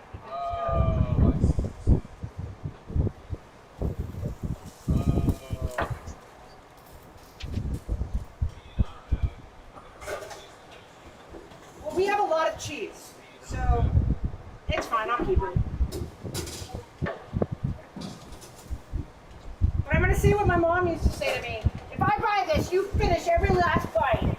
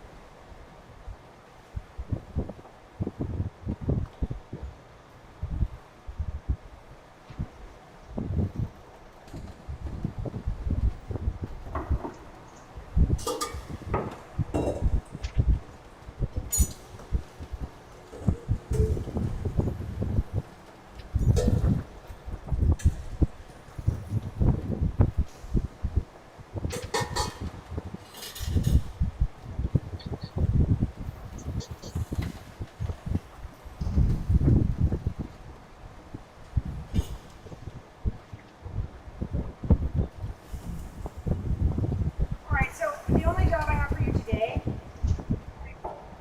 is to drive home to the US. Okay. And they just need, we probably won't need to access them for another week All right. because we have at least 30 in the I have fridge. a couple ideas.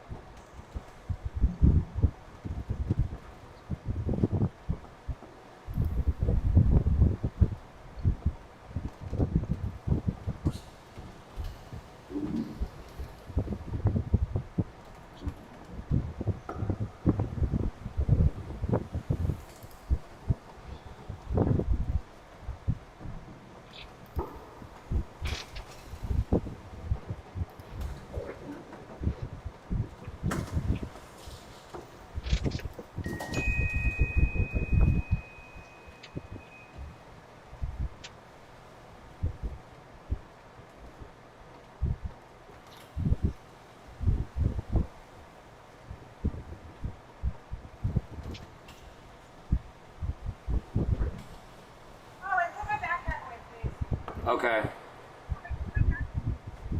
Okay.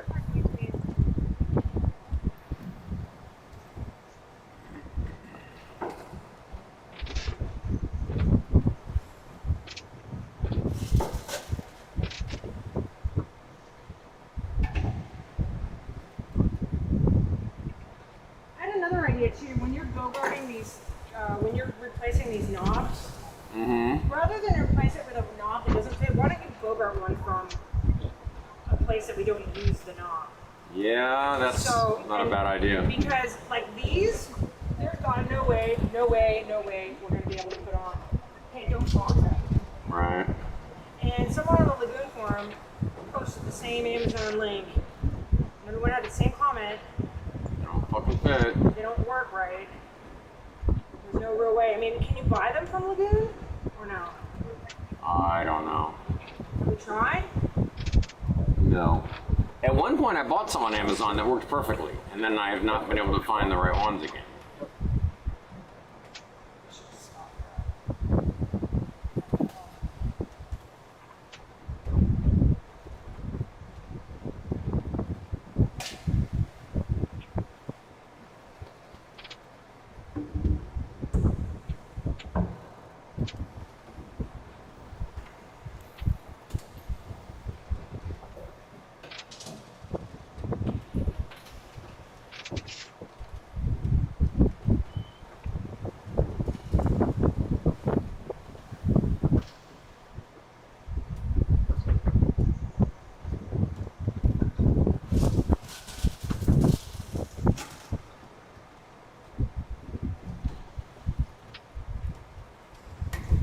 Shine sunshades. We're putting these here so you don't forget about them. Okay. Well, no, because it's gonna be cooler in here. You know, I mean, I know we don't have a lot of sun, but. I think if you were coming out from the same shit that I am, you would be motivated.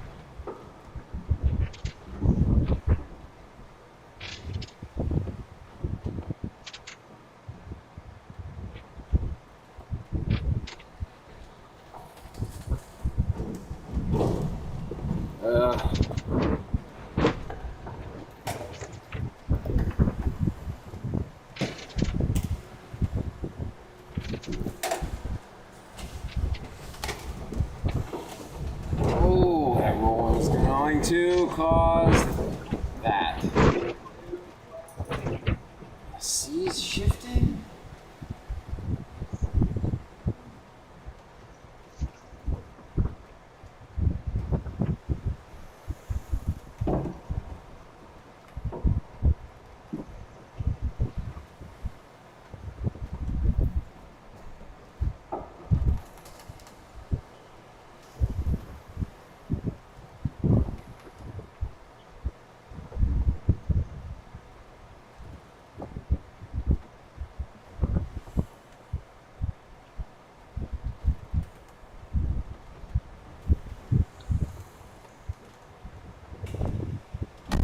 Ooh. Jeez.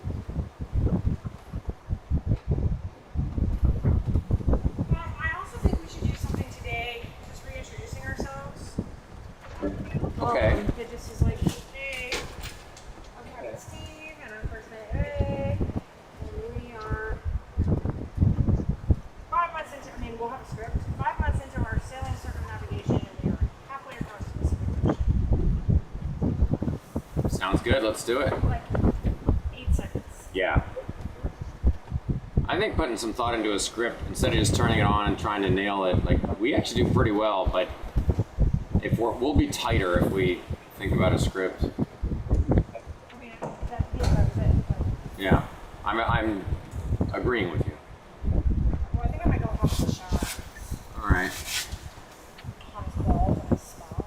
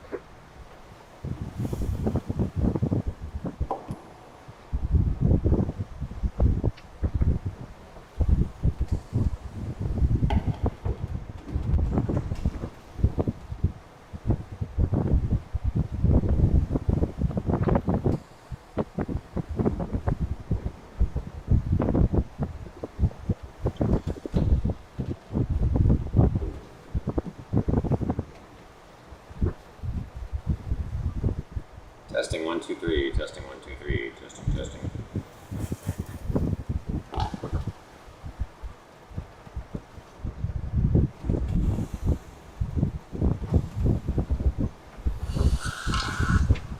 Testing 1 2 3. Testing testing. Testing 1 2 3. Testing 1 2 3. Testing testing. Today's Earth Day.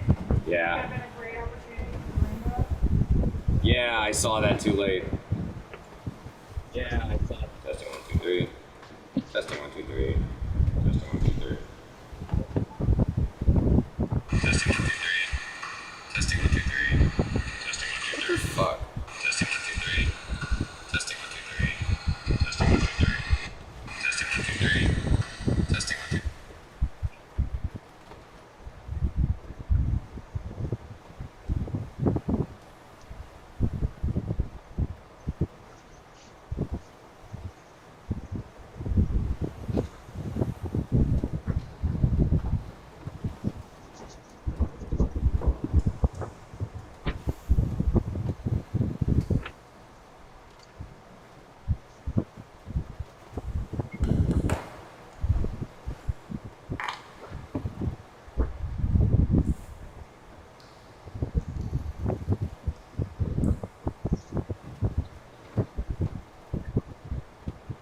Literally, like right after I posted that video, my phone popped up and said Earth Day, and I was like, oh, that would have been a good hashtag.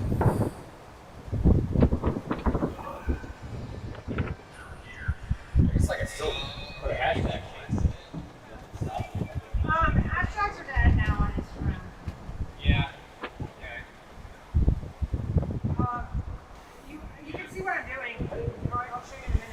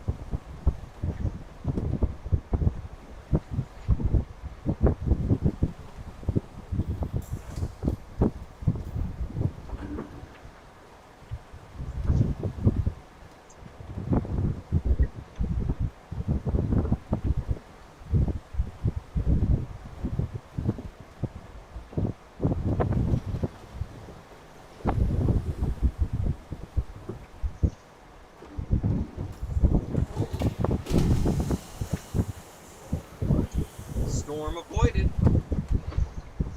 Not storm, but rain.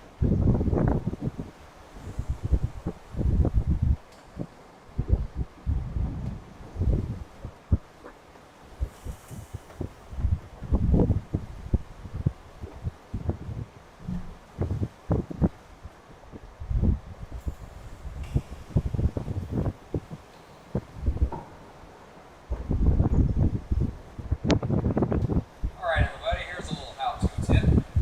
When you're sailing to the South Pacific, articles are on your hull. There's not much you can do about it to avoid it, so you gotta knock them all.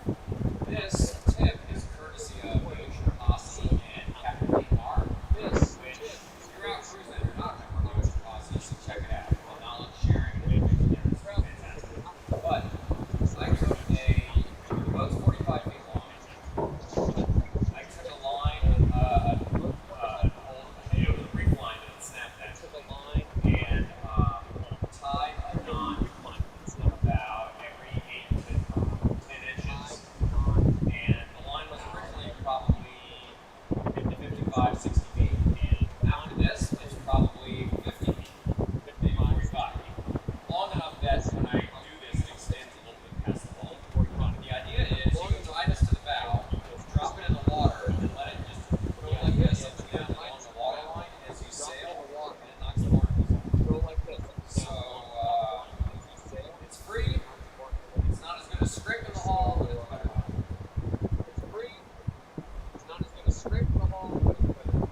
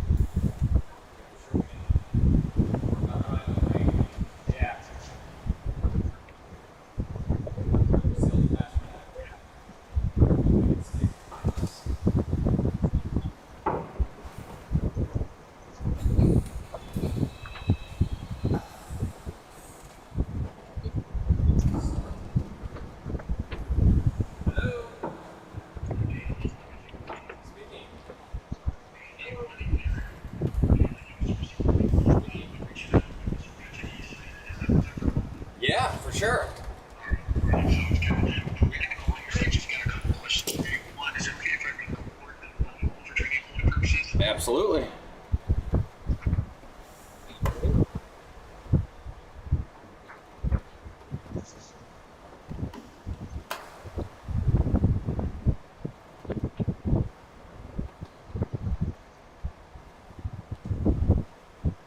You still there? I'm still here. Oh, there we go.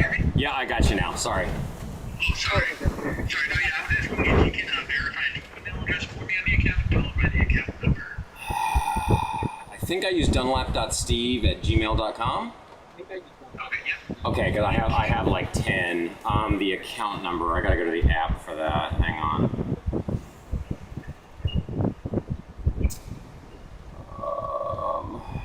ACC 849 4371 345 4320. Okay, awesome. Thank you for confirming that for me. Okay, so let's get into it. I took a little bit of digging before I called you. I was just taking a look at everything on the account. So I see that you purchased a DC power supply. Which kit is that for? Is that for any of the Gen 3s, or did you purchase it for the Mini? The Gen 3 standard. The Gen 3 standard? Yeah. Okay. And is the Gen 3 standard up and running now? Because I'm seeing phones showing it's active. Yeah, it is, but these what I've figured out on this side, that 12-volt power supply is no bueno for that dish. And so I just went back to use, I'm on a boat, I'm in, 1,200 miles offshore right now. So it's pretty critical communication, we're crossing the Pacific. But I went back to using the AC power brick, obviously with my inverter, and I haven't had a problem since. But it took me, I probably spent 20 hours on this, going back and forth with Starlink support, before I finally figured out that the problem was, because it kept rebooting itself, and then sometimes it wouldn't find the satellites at all. So I thought it was a million other things, and then finally figured out that it was the stupid power brick, which was, it was a Starlink product. So yeah, I want to politely share with you that I found that extraordinarily frustrating, because not only did I spend $100 for the brick, but I spent $500 for the electrician to install the DC line to give it enough amperage to run. So, that's $600 later and it doesn't work. So I'm not, I love Starlink. It's a miracle product. You guys are awesome, but that kind of sucked. And I can't say about this for that. Yeah, that definitely sounds very frustrating, especially being out there. Yeah. I got a quick question for you now. I see that you have, and we spoke with some people before, I want to say probably on the 19th, or no, was it the 12th, right? Where you spoke to, I'm pretty sure you spoke to somebody during the ticket where they added the Mini on Yes. the account. Yes. Okay. So I'm taking a look, and that was not done correctly, because I think on your end it's showing 2 kids associated with the service line. Is that correct? Yep. So that Mini needs its own service line in order for it to work. Yeah, and you mean and pay for it separately? Yeah, so each actual satellite, so the standard kit, the Starlink Mini, they need to be on their own service line. So that's, I don't know if you've tried using the Mini at all, have you been able to get any success with using it? The only thing I use the Mini for is when the primary goes down, because I'm out in the middle of the ocean, so I bought it for redundancy and safety. And so when I called in and was told, yeah, we can operate that on, open it on this service line, I don't even use them at the same time. There's no reason to. But having that peace of mind that when the first one goes kaput for any reason, I can throw the Mini up top and turn it on. That's awesome. But please don't tell me that's going to cost me $165 a month to have that. Okay. Okay. So, yeah, because the Mini, let's say the standard kit were to go out for some reason, because they're both on the same service line, because that standard kit was kind of like the first kit to be associated with it, the service is always going to be that first kit. Okay. So, what I can do is I can create a separate service line specifically for the Starlink Mini, and what we actually have is we have a plan called standby mode. Now, since you pull the Starlink Mini out,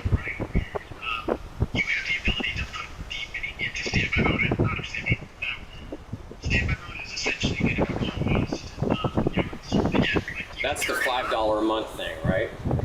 Exactly. Yeah. Yeah, so they would have its own separate service line, but it would only be $5 a month to have it. The service line would be active, so let's say if in any case you needed to turn that video out, you could switch in your account and then it'll start. Okay. Yeah, because with two kids on the same service line, then we don't know if it works. So I'm actually glad. It does work though. I've used it several times. When the primary went down, I just put the mini up there and it works great.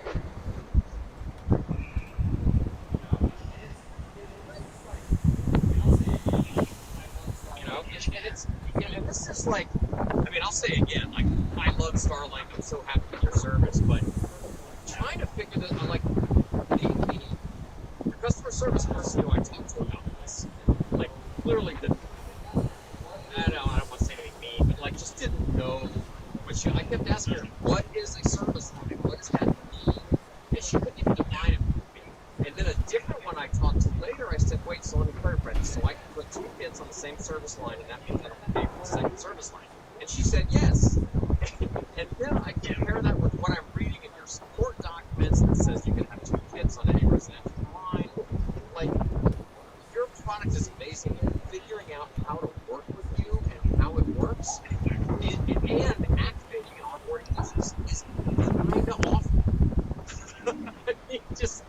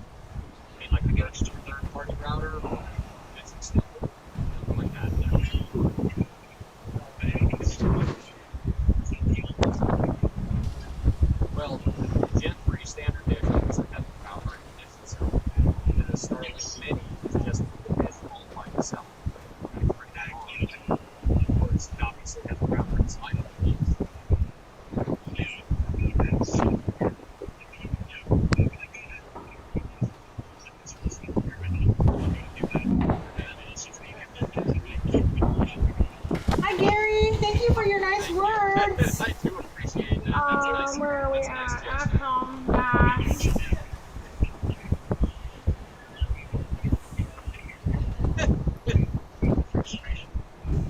It's been crazy.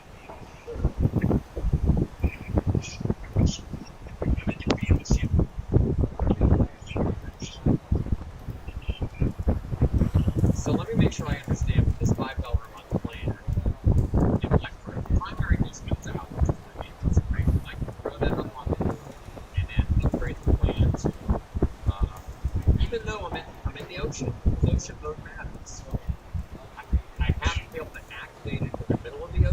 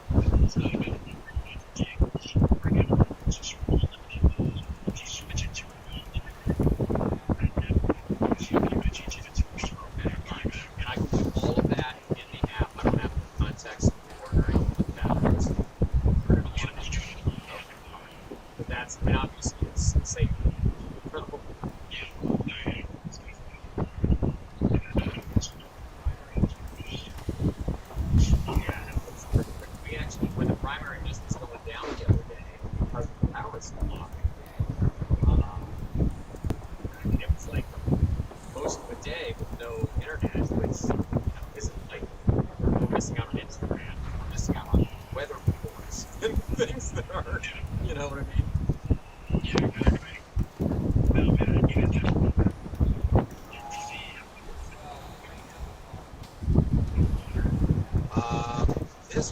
right now we're crossing the Pacific Ocean, so that's going to take about 30 days to see.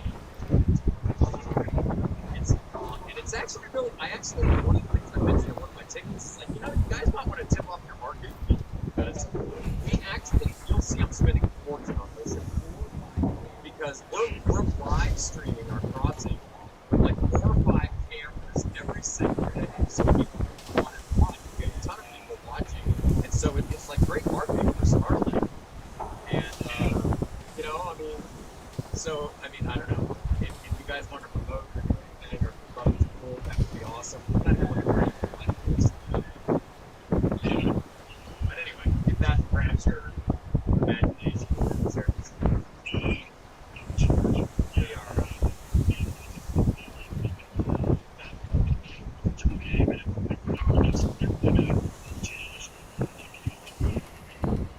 Uh-huh.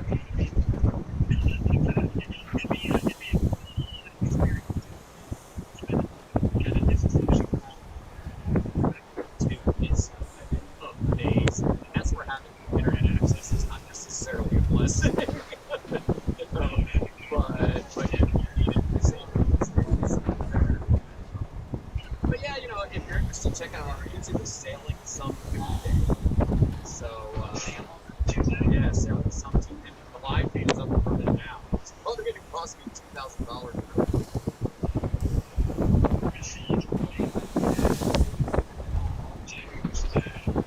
If you pull up the live feed now, you'll see me sitting at the helm talking to you.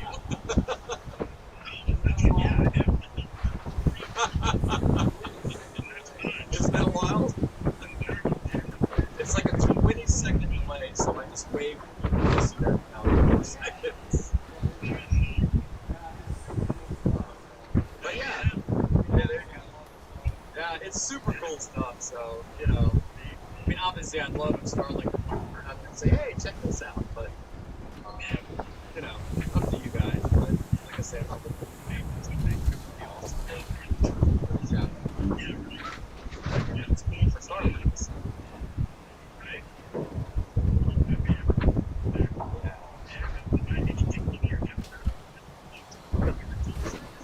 Okay, that sounds good. That's great.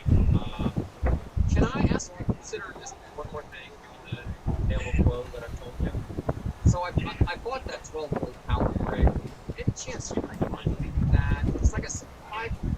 Yeah, I mean, it just doesn't work. And I don't expect to cover the 550 nutrition product that we have.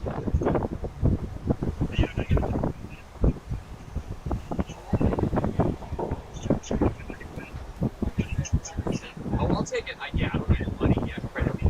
I mean, like I say, I'm about to spend thousands on it. These are like 50 kids a day. Yeah, I got you. So I just wanted to put your company sales, so what you do is just really trace your slides here and to be sure Sweet. All right, that's very nice of you. That feels good. Appreciate it.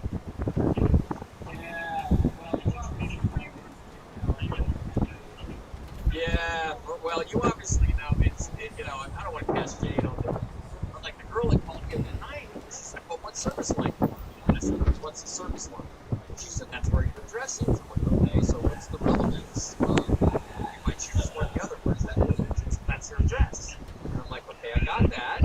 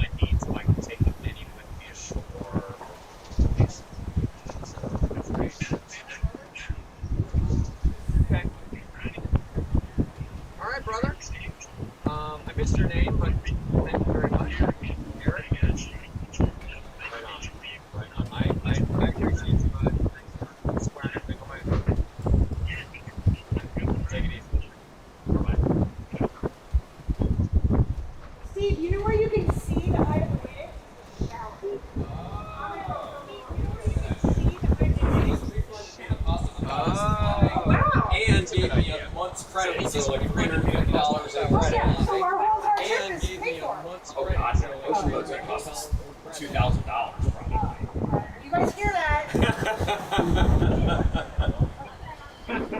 So yeah, no. But, you know, it helps. It just, I mean, Starlink themselves gave me bad information multiple times. And now I have a video out there that's wrong. And now I have a video. Whoa! You okay? Whoa! Do you need help? Need help?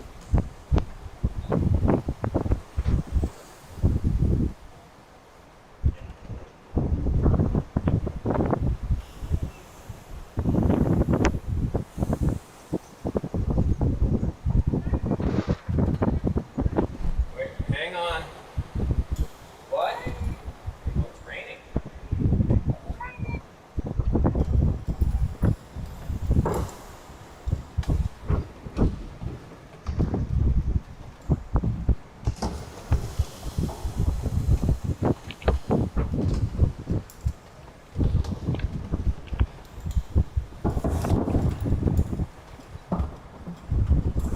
Hey, Steve. Yeah, hang on, I'm getting matches.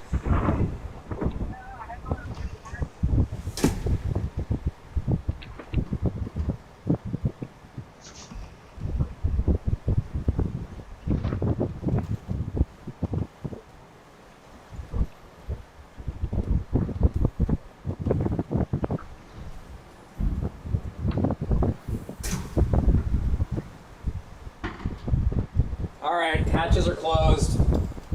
Oh, let me get the helm though.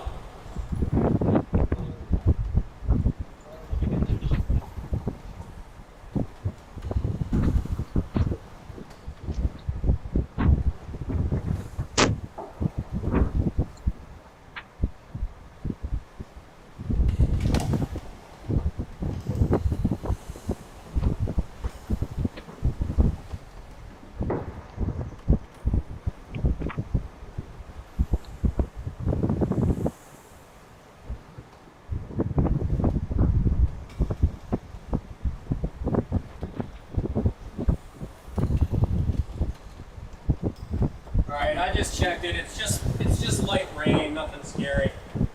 Did you need me?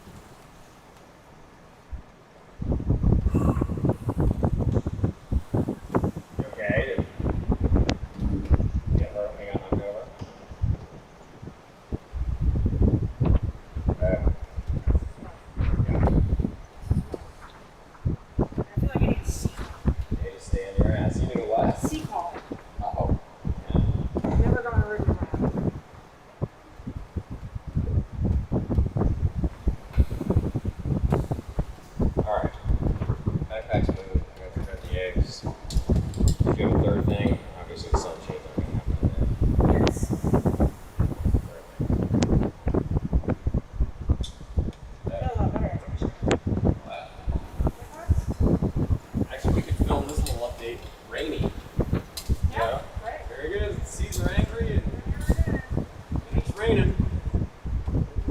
You guys want to settle? I think he might need something new on him. Okay, I will do that in a minute. I'll be back in a moment.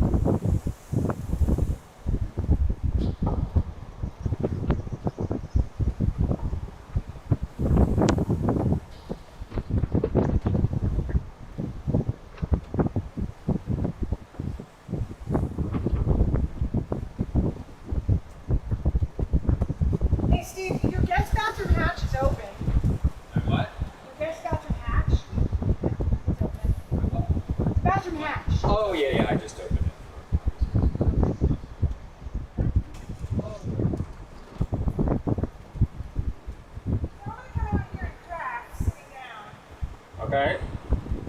Because, where'd you go?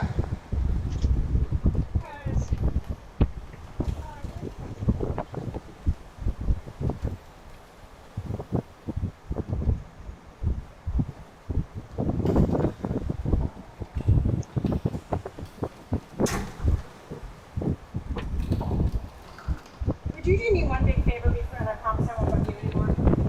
Will you carry this whole bed situation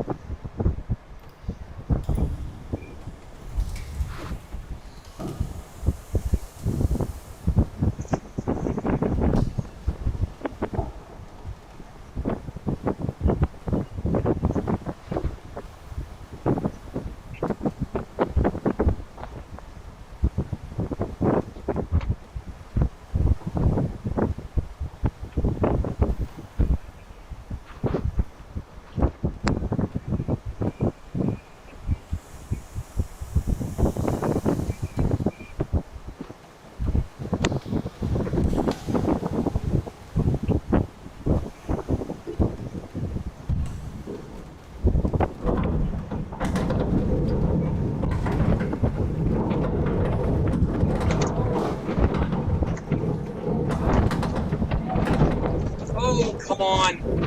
Freaking autopilot, you are killing me.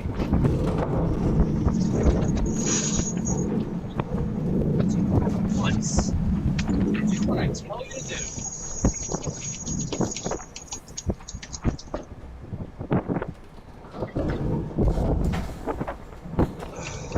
God damn it.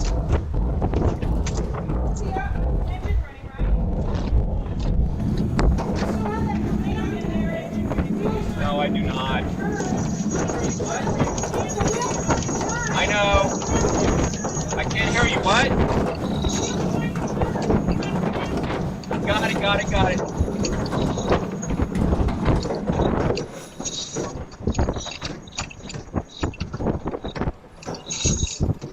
All right. Freaking autopilot is killing me.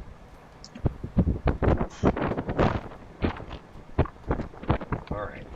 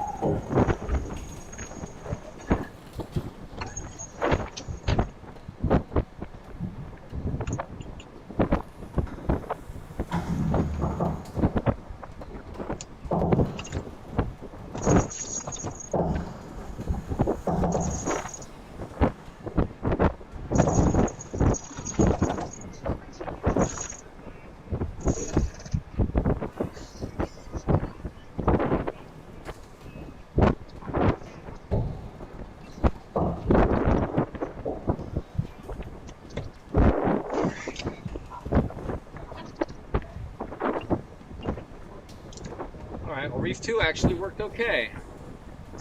More than we need, but better safe than sorry.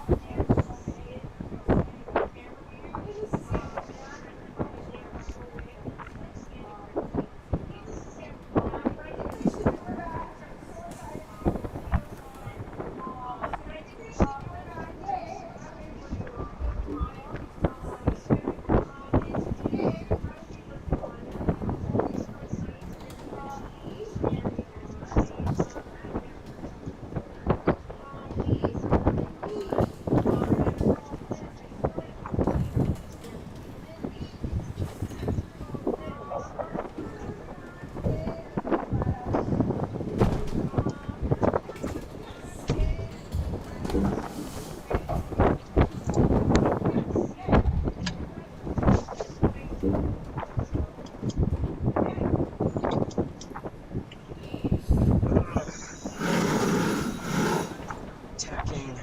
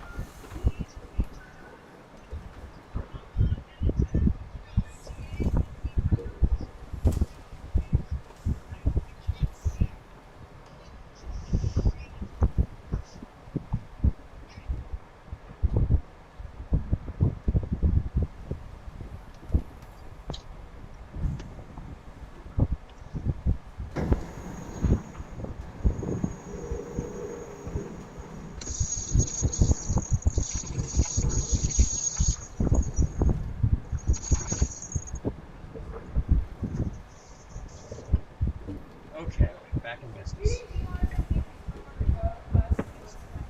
Relatively speaking. Which one? Oh.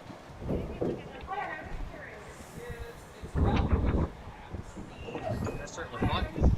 Yeah, it's a valid question to ask. Like, I thought he would see it as good-natured, goofing around. Hopefully I'm right.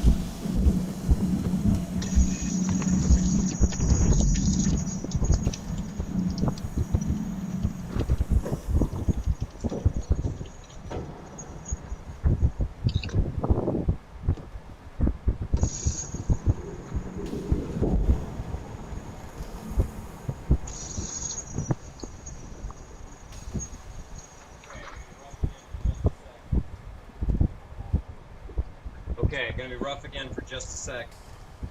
Not long.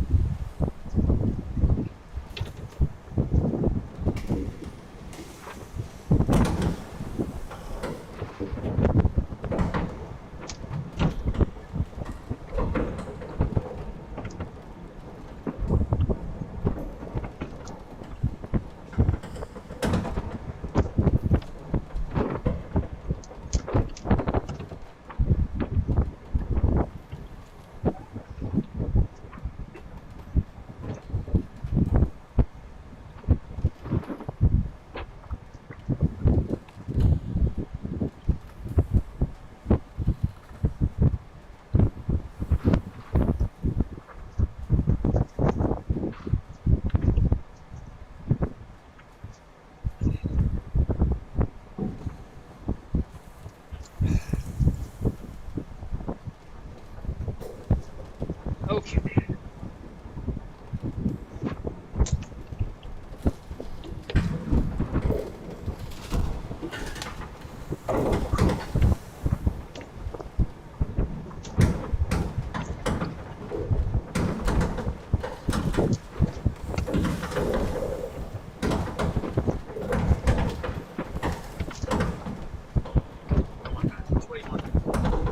Alright, we'll go this way. Fine with me. Make shit happen. Come on. Come on. There we go.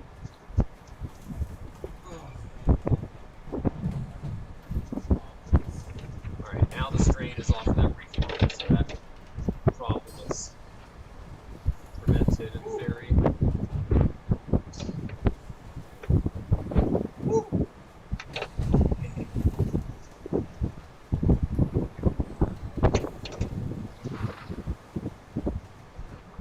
Turn, boat.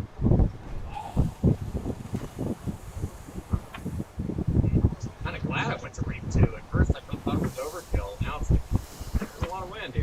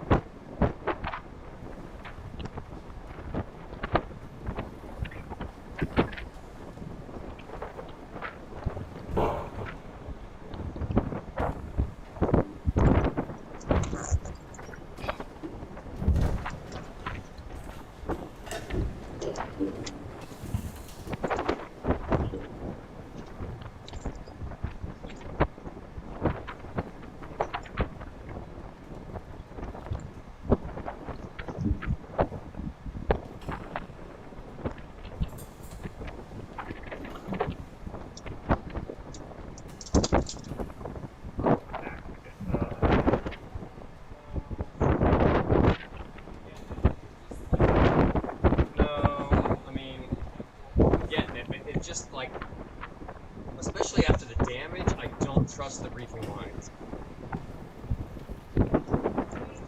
No.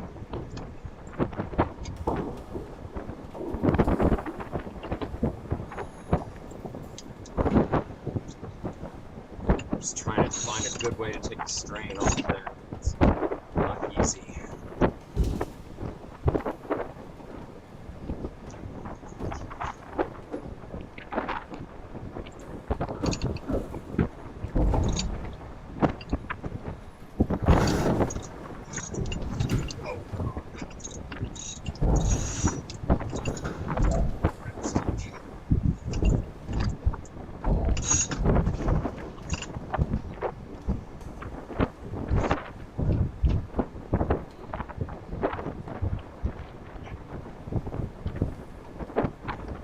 Let's go down.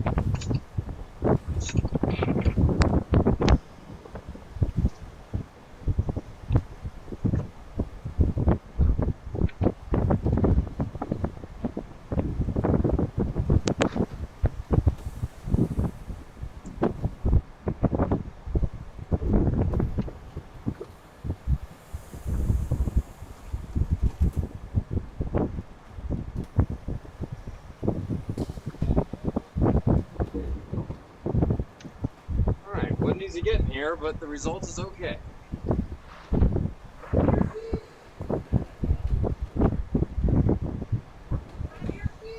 In a minute I will, for sure.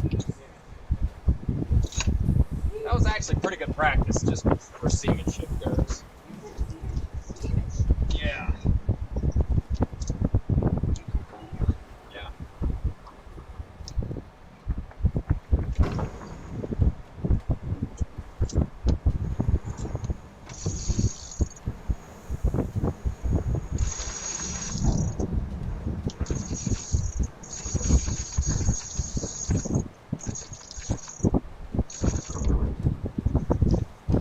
There we go.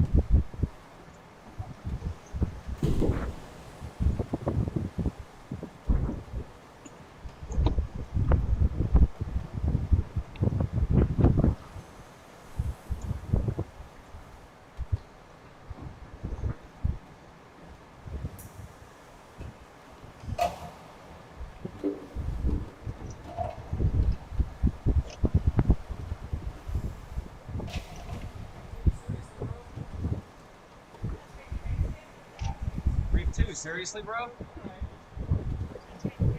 Yeah, it's hits. All right. We clean up these lines, and then I would love to have a beer.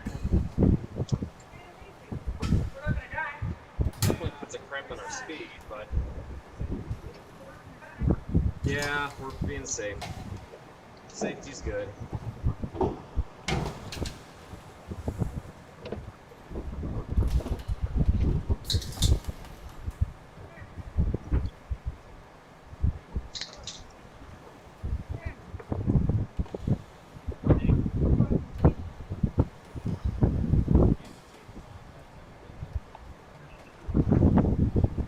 Amputate his arm by the time we get there.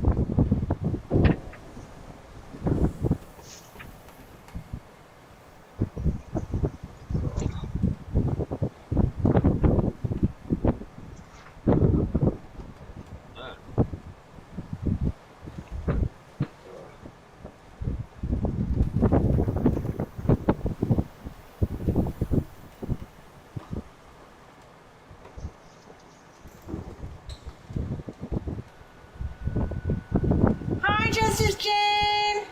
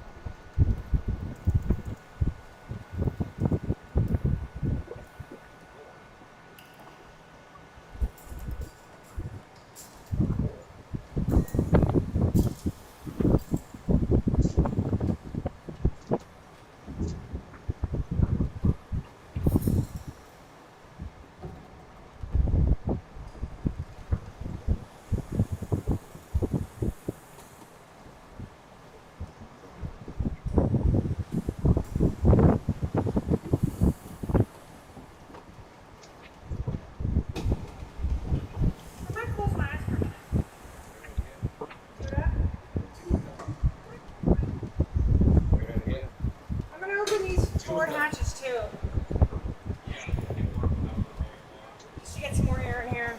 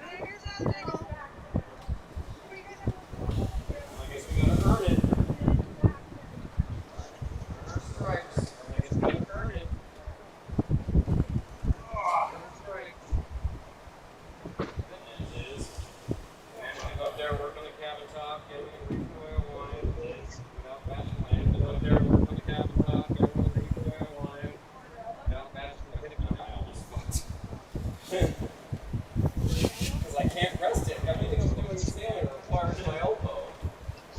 Because I can't rest it. Everything I'm doing sailing requires my elbow. So it's just like.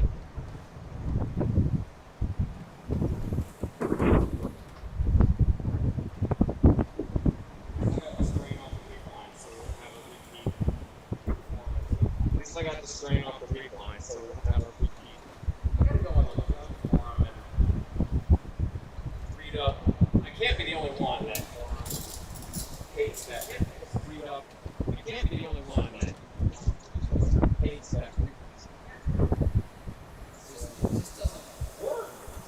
It's a good idea in theory. You know, you can do everything without having to go on the site. Okay, you're welcome.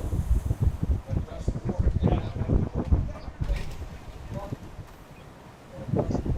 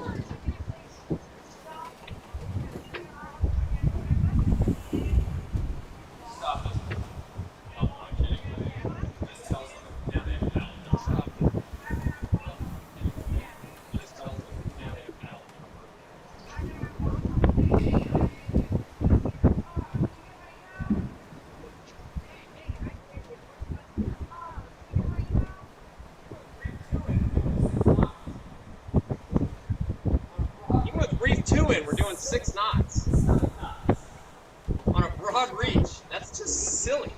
7 knots. Reef 2 broad reaching. That's silly. It's silly. Alright. I need to rest. Honestly, really good practice. That was a lot of work. Honestly, really good practice.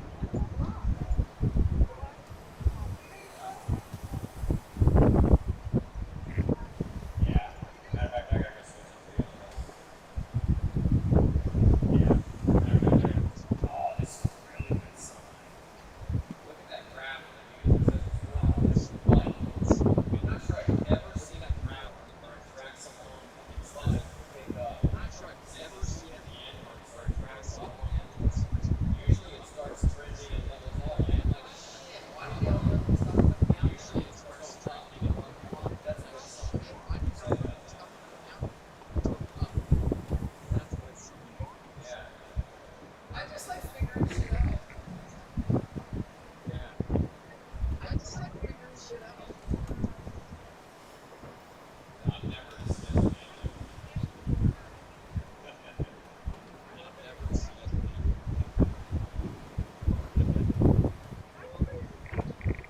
yeah, the rate of views is going up. That's really awesome.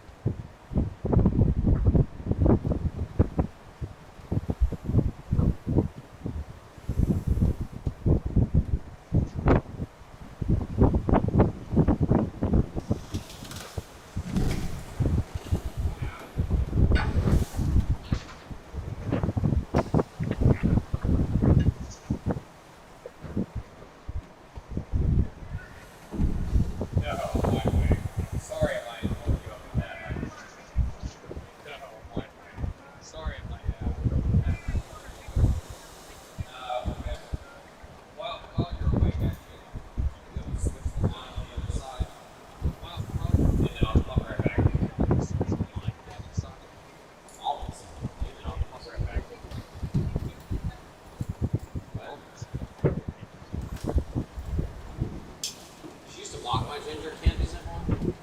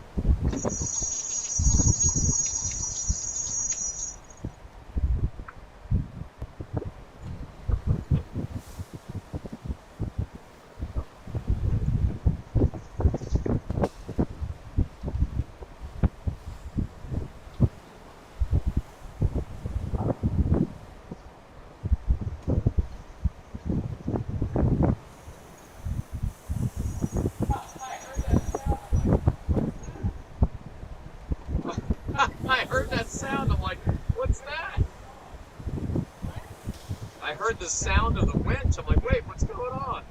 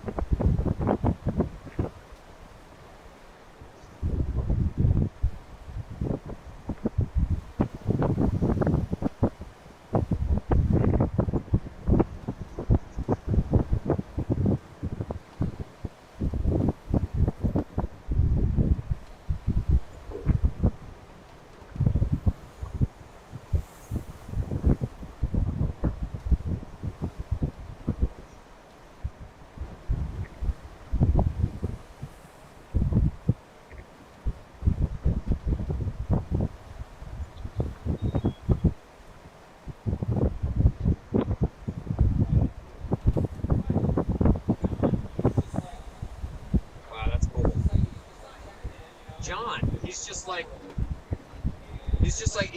checking in, you know, because the wind is a little squirrely, and he's like, hey, how's the helm?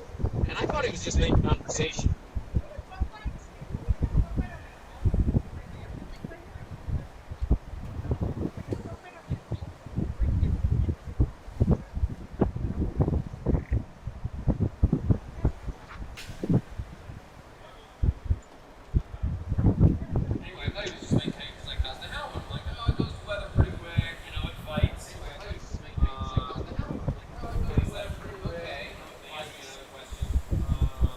All right,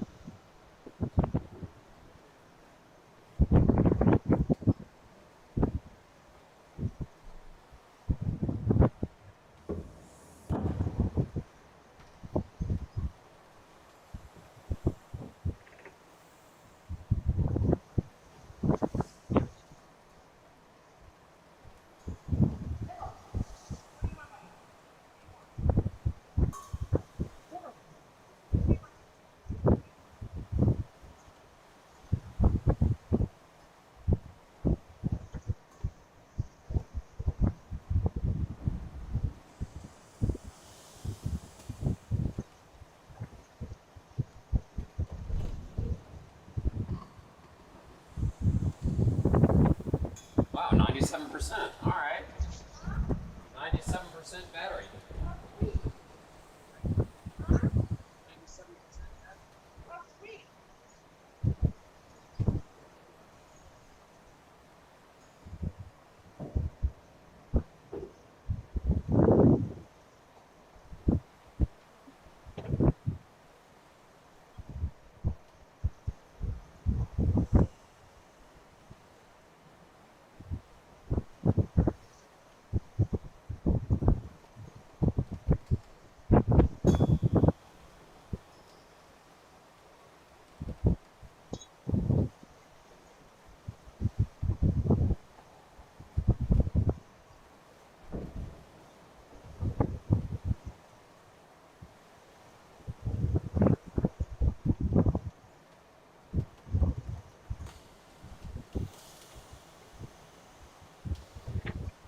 That road works reasonably well, knocking the barnacles off.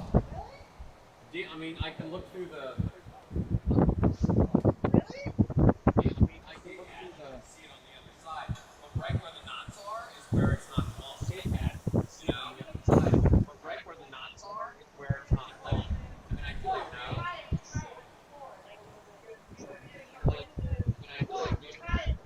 No, yeah, if I move it like a few inches forward or back.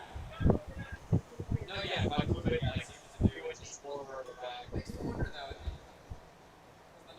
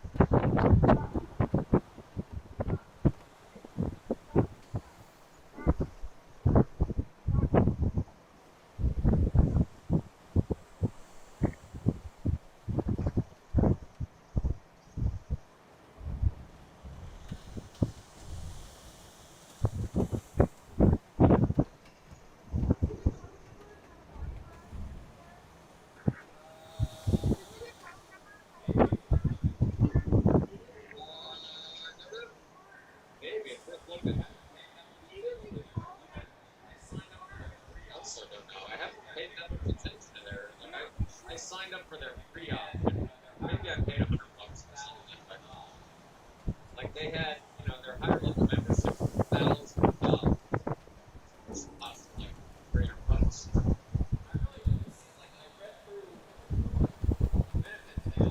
I really didn't see. Like I read through all the benefits they offer for their $3,000 or $5,000 membership. I'm like, yeah.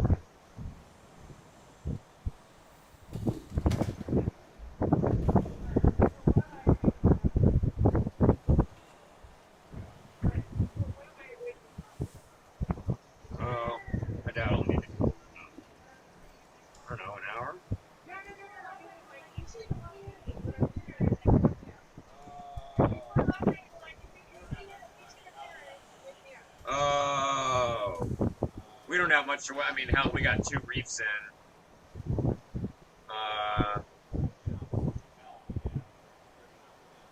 Even the Genoa's reef right now. So I mean, hell, we could have freaking 30 knot winds.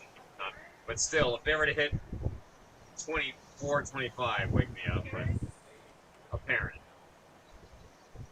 Like we're sustaining 20 right now. But yeah, like the reefs that I have in right now is basically good for 30 knot winds. And there is no weather on the horizon. Sun's coming out. Oh yeah, it's 5 o'clock. I want to do our little 6 o'clock thingy.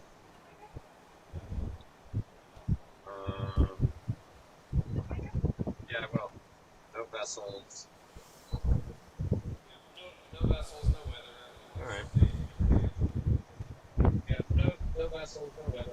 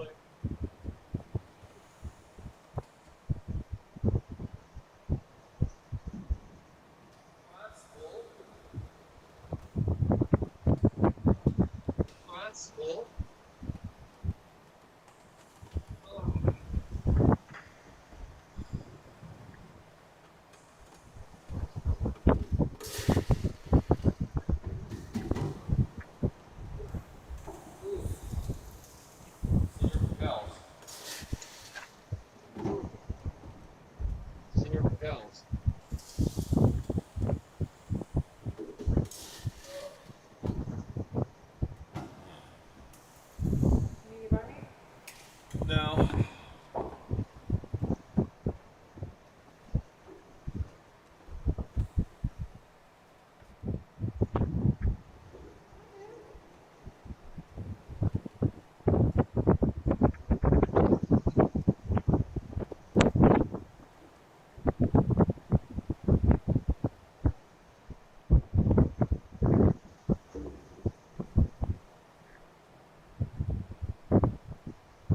Maybe I could do like an hour nap. Yeah. Maybe I could do like an hour nap. And then you could do an hour nap. Yeah. How does that work? We do our little. No, you don't have to. You can sleep if you want. Yeah, feel free. Do you need me to do that? No, you don't have to. You can sleep if you want. Yeah, feel free. You can work right in my house. Where's the work rate? How do we find it? Tell you. Not either. What to tell you?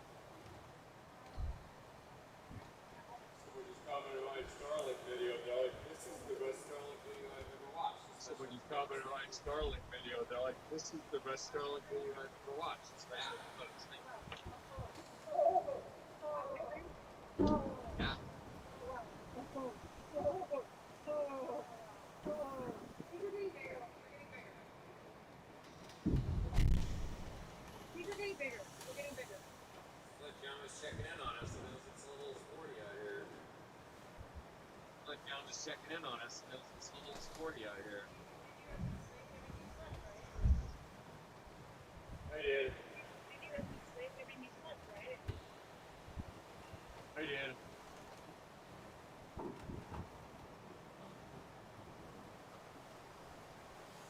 Alright. 6 o'clock, hopefully you guys can hear me. All right. Do a quick 6 sound o'clock. check. Hopefully you guys can hear me. Do a quick sound check. Go up front, but I think it's gonna be so windy up there. Well, we are downwind, maybe It it could could go go up front, but I think it's kind of just so windy up there. Oh, we are downwind. Maybe we are. Yeah, can you hear me?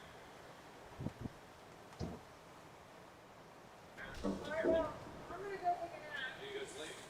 Yeah, if you wanna wake me up in an hour. Alright, well, I'm gonna go take a nap. Are you gonna sleep?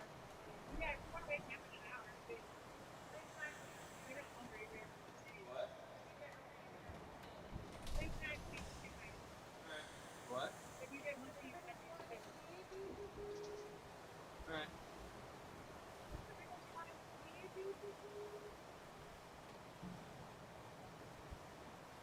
If anybody is online for If anybody is online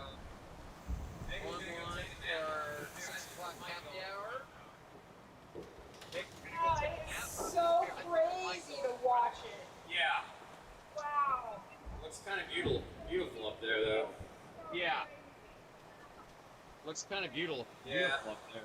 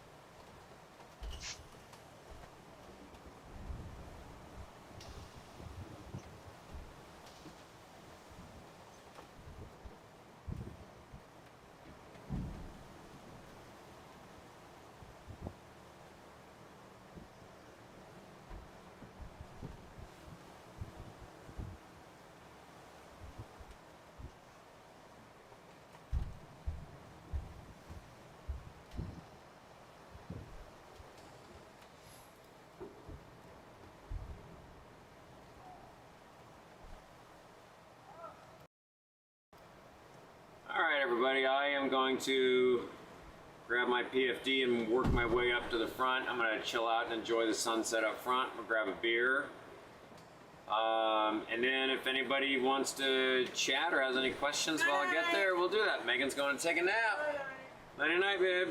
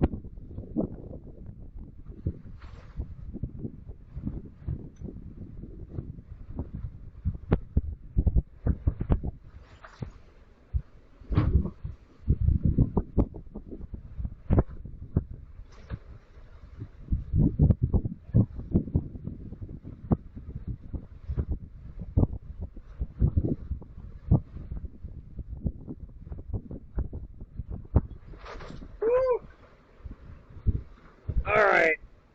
I hope the sound is okay. It's windy. We got a lot of wind. Of course, that's the idea behind sailing, right?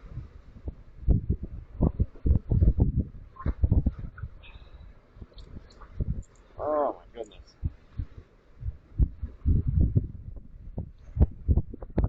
Okay, hi Shelly. Well, you haven't checked on us all day.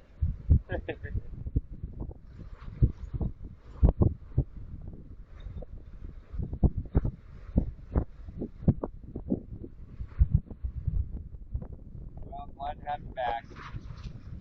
Yeah, we are, crazy thing about going 7.4 knots is that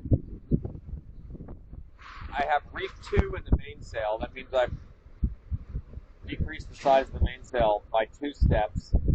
And I got 1 reef in the Genoa here. So basically I'm reefed for storm conditions here because the winds have been so high, just to try to stay safe.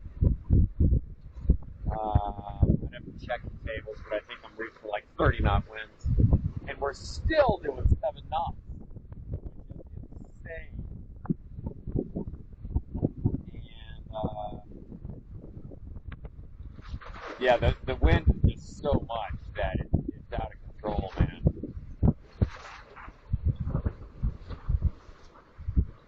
And the seas are huge. I mean, we got easily 10 to 12 footers, maybe some 15 in there. But it's wild. We're just sitting here on board and, you know, you're looking up to the crest of the next wave. It's so big.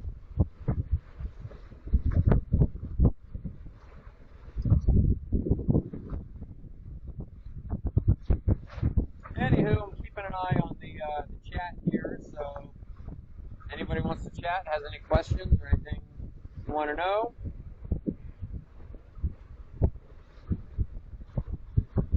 I am sitting here waiting for that. Other than that, I'm just going to sit here and enjoy a cold beer. Wow, look how beautiful that is.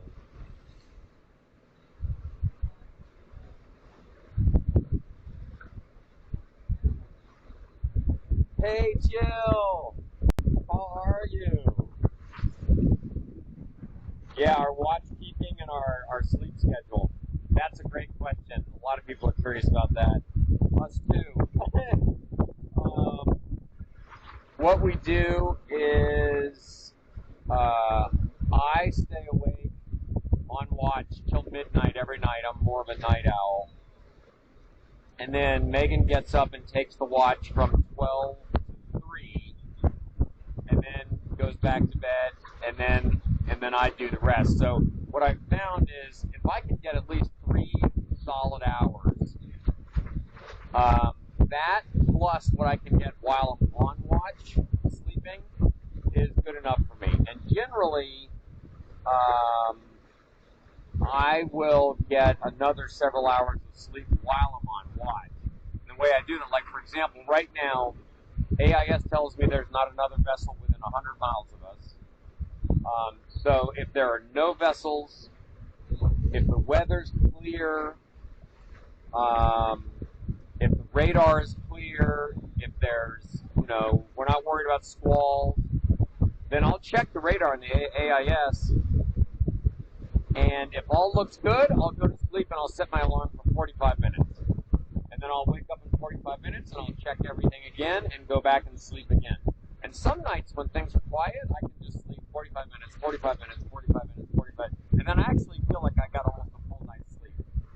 Today I'm actually very tired because we had a lot of storms last night, so I got my 3 hours. I came back onto watch at 3 a.m. and I didn't get to sleep anymore because we had storms blow in. I was trying to dodge around. We had a big, it wasn't a bad storm, it was mostly just rain, but the winds were high and I didn't want to go through it, and I was trying to get behind it, but I couldn't tell which way it was moving because it was mostly sitting still. So I spent hours trying to jockey around that, but that's generally what we do. Megan takes 12 to 3. I take the rest, but then I also sleep in my little 45-minute bites.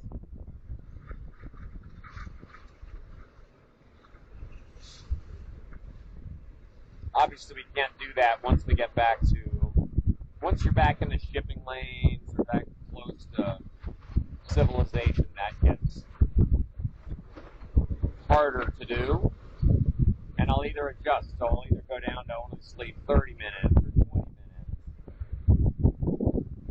It all depends on conditions and where the closest vessel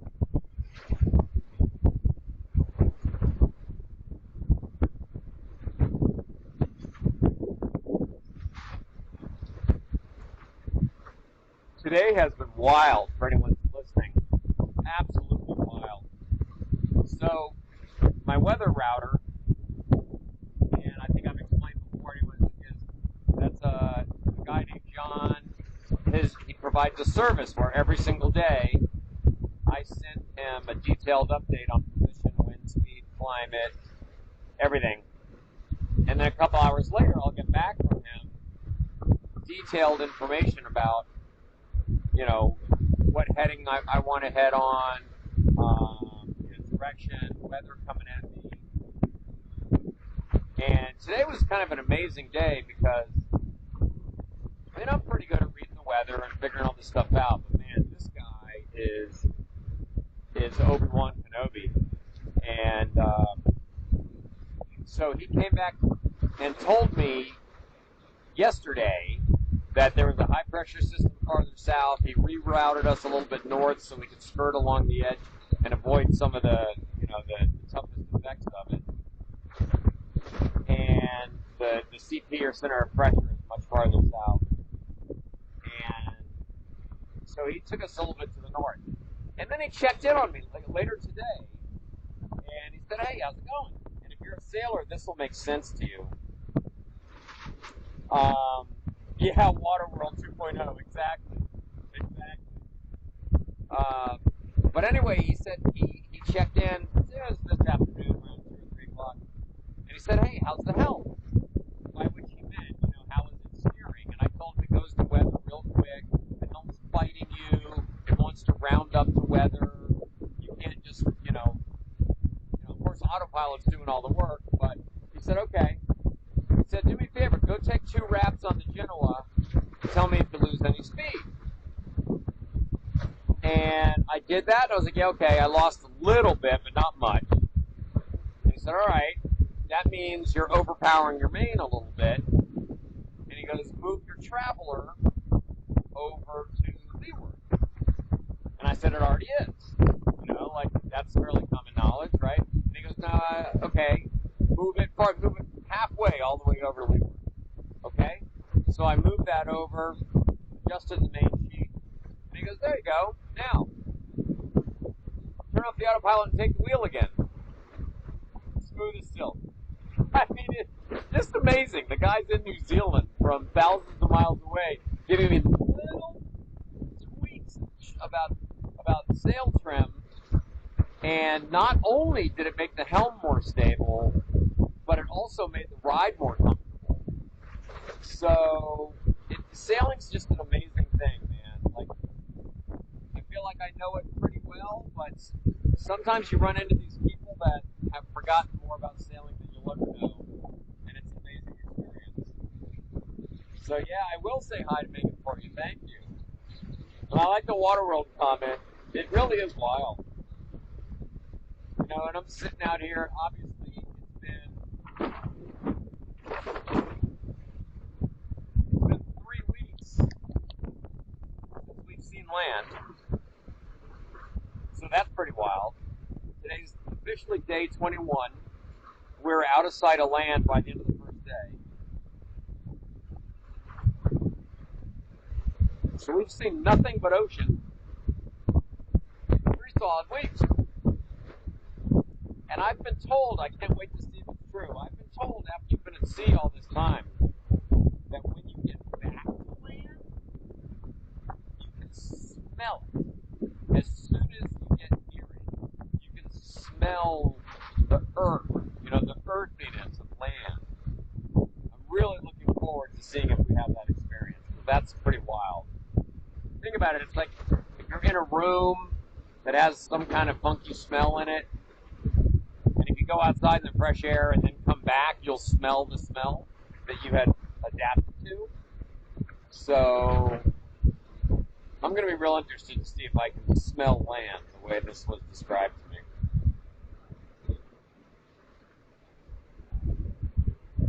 I think you guys can see it on camera. Look at the sun streaking down through the clouds over there. The sea has just been angry today, man. It has been a rough ride all day long. We tried to keep Megan seated or lying down as much as we possibly could. But it's hard to even walk around the boat. It's just rocking so much. Thank goodness neither one of us struggles with seasickness. Anyone who has trouble with seasickness would not make it, man. It is rough out here. For you sailors out there, I have loved it because being out here, especially today, more so than any day yet, has tested my skills and pushed me to the limit with my sailing skills and figuring out, you know, reefing and sail trim. And, you know, when you have to turn up into the wind in 22 knot winds and 15-foot waves in order to put a reef into the main, shit just got real. And I never got pushed or tested like that in Southern California. You know, sailing in LA is champagne sailing, man. So I've been learning a lot. Thank you, Cutting Corners. We are enjoying it out here. It's hard. I'm physically tired. Like, it's physical hard work with sailing out here, and my body's tired. But it is just glorious. I don't think it's always hard to tell on the cameras, but I mean, if you look on that mast camera, you see these massive waves. We got 10, 12-foot waves coming at us from behind, so they roll under the boat and keep going.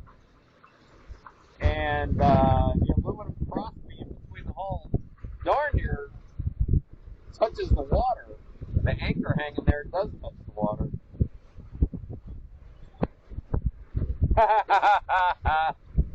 Hey, Tim. Yes, he would have issues with the waves, that's for sure.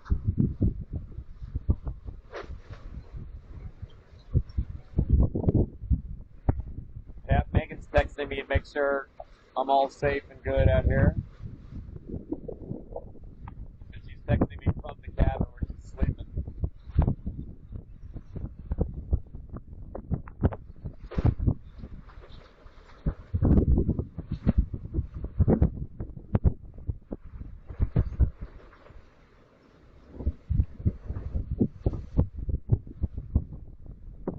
Oh, hey, Tim, I got your WhatsApp. All right, I see that. Yeah, nice.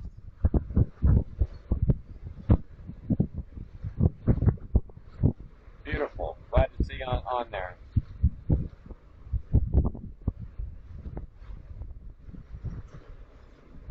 I didn't have your name attached to it, so I didn't recognize it was you.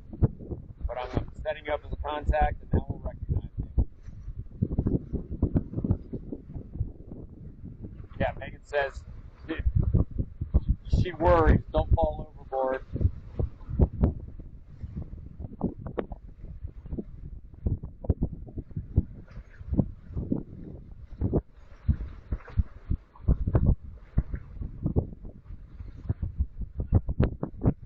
All right.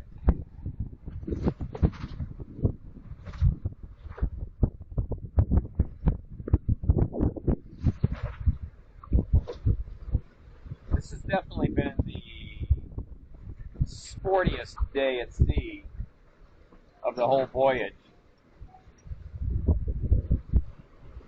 It was really pretty exhausting because it's my reef line for reef 1 chafed through the other day, so I don't have a reef 1 anymore. I considered using reef 2 to pulling it down and then just manually tying off reef 1. But instead what I decided to do is go ahead and put in reef 2, which means I've reduced the size of the mainsail by 2 steps. And you can actually see on the Genoa here, it's partially furled, so it's reefed as well. And even still, even with that much, even having reduced the sail that much, reefed that much, we're still going 7 knots, which is insane. But, you know, we've got true wind speeds of, I didn't bring the iPad up here with me, but, you know, we had true wind speed I was seeing of 21 knots. And we hit 23, and I saw one gust to 24, 25 today. A lot of wind.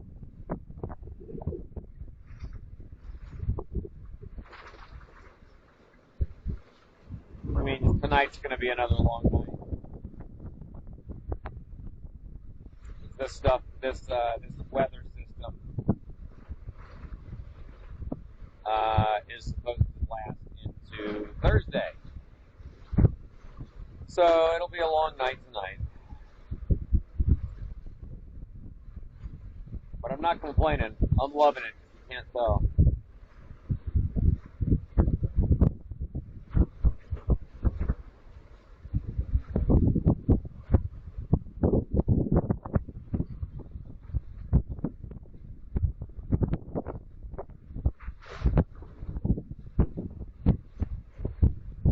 The live stream has been really fun. Coming up on 12,000 subscribers on YouTube. That's awesome. Really appreciate all of you that have joined. We're getting something like 500 people a day. Well, 500 views a day. If you check in twice, that's 2 views, not 2 people. But, you know, a lot of people checking in. Oh, we got one camera frozen? Uh-oh, hang on.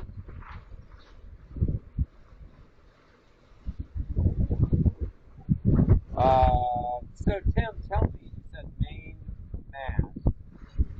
Let me look at it. I can look at it here. I guess you can hear me though, I think.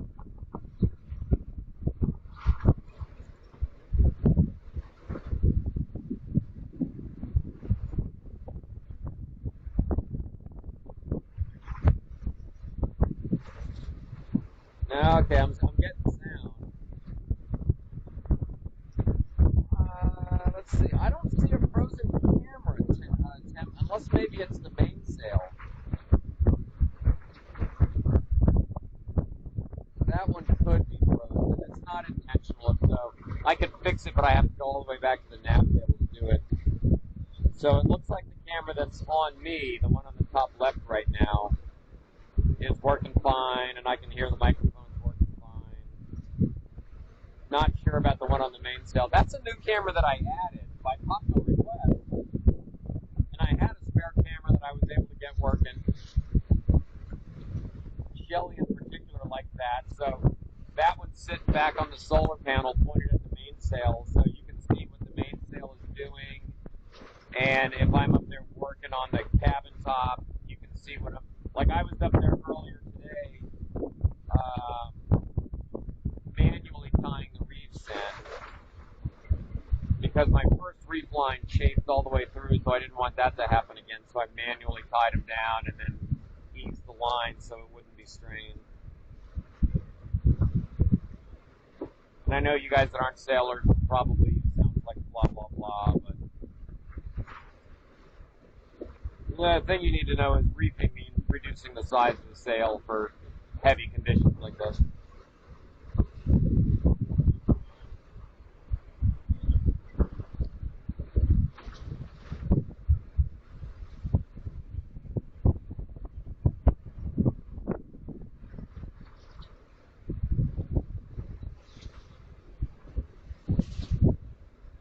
One thing I've really loved about being out here that is, I've talked about this before, but the temperature, just the climate. Right now the wind is whipping. The wind is, it's so windy right now, 20 knots or so. In most cases it would almost feel chilly. But obviously I'm sitting here in no shirt like a redneck. And the temperature is just so comfortable. And when I sleep, it's kind of nice. We have these old Mexican blankets everywhere. Megan loves them. Pull one of those up on you, and man, it's just so cozy. Look at that wave. Oh, jeez. That was a monster. And these waves are washing under the boat, and then it goes up to the crest. And the crest of the wave is higher than my head. Sitting here on the boat, you just look at this, and you're like, woo! Talk about something that'll make you feel small. You know, I'm bobbing around out here on this gigantic ocean on this little piece of fiberglass. The ocean does not care, man. We are nothing. A reminder like this.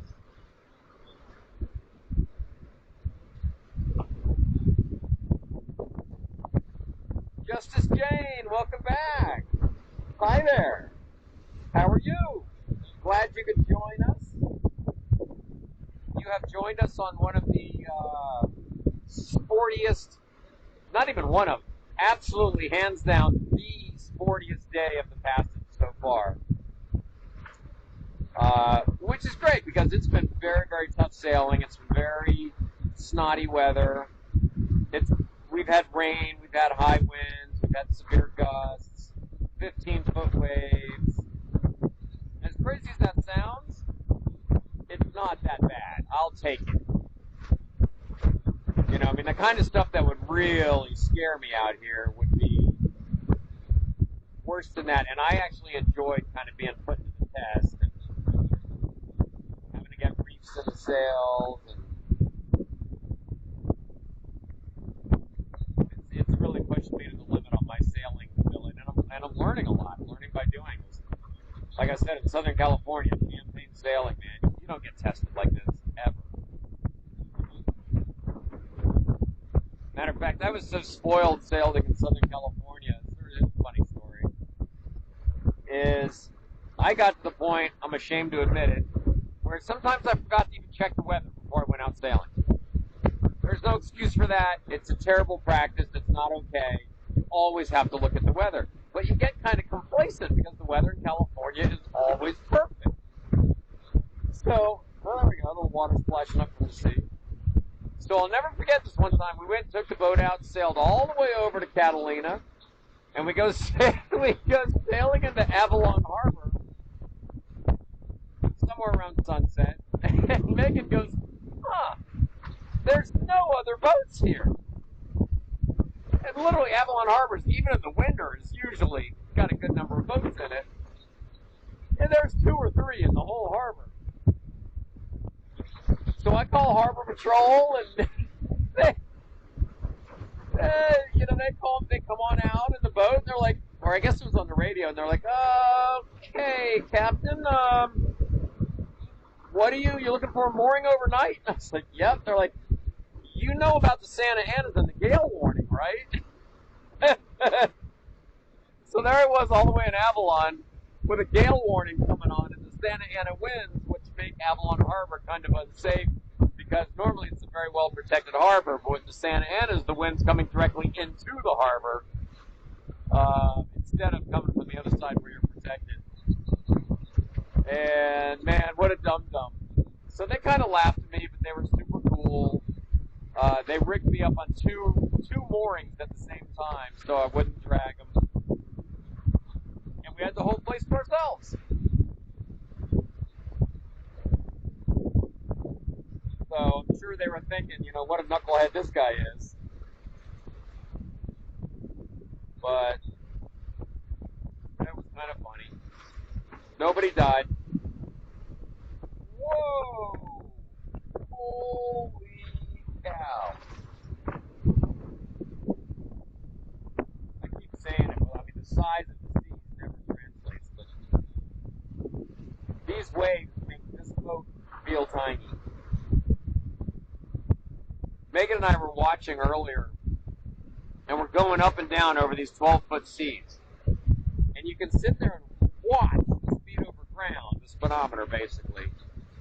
And it would go all the way from like 5.2 knots, and you'd watch it go 5.2, 5.4, 6.1, 6.5, and it would go all the way up to like 9.3. So as the boat is climbing the side of the wave, it drops down into the fives. Then it gets to the top of the wave and it surfs down the wave on the other side. And it would get all the way up to like 9.5 knots. And then start climbing the next wave again, back to 5 knots, surfing down back to 9. We were sitting there watching that for a while. And that, I mean, holy mackerel. That was thrilling. I guess if I was smarter, I would have said scary. But I'm a knucklehead.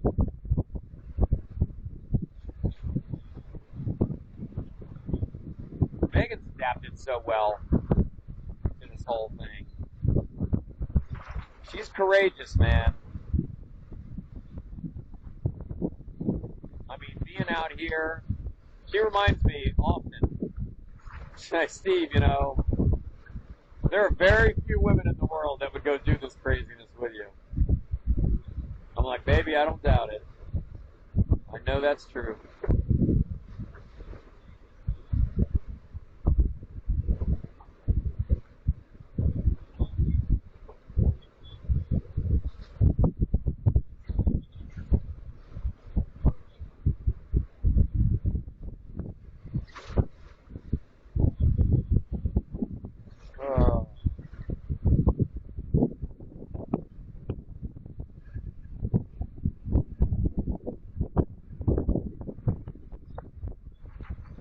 So if everyone else who's watching, anyone else, Jill obviously I know is a sailor, anyone else there a sailor? I'm always curious, you know, like folks that are watching the channel, how you found us.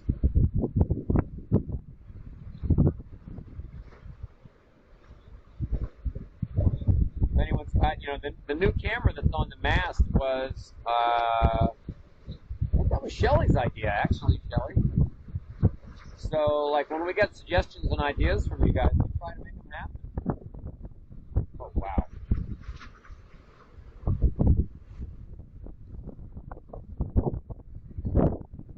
I talked to Starlink tech support today, dealing with a few problems.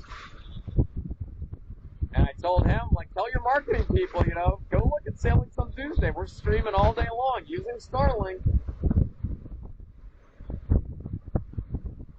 Trying to get Starlink to give us a little shout out. Wouldn't that be nice? I don't think they bit. I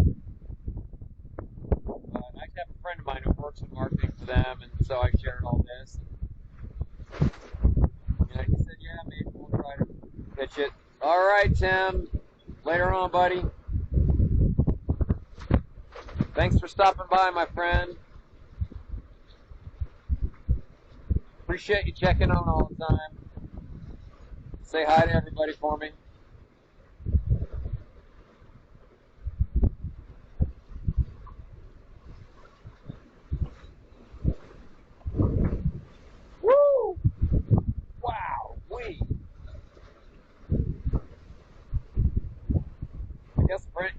almost all. I tell you, when I started reefing the sails, I was only going to put in reef 1. Now I'm really glad I put in reef 3. It gives me a lot of peace of mind. Takes a lot of stress off the rig. We're still doing a good speed. It's safer.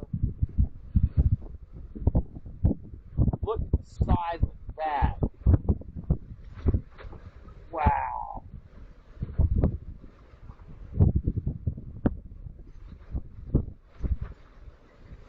Ocean's a powerful thing.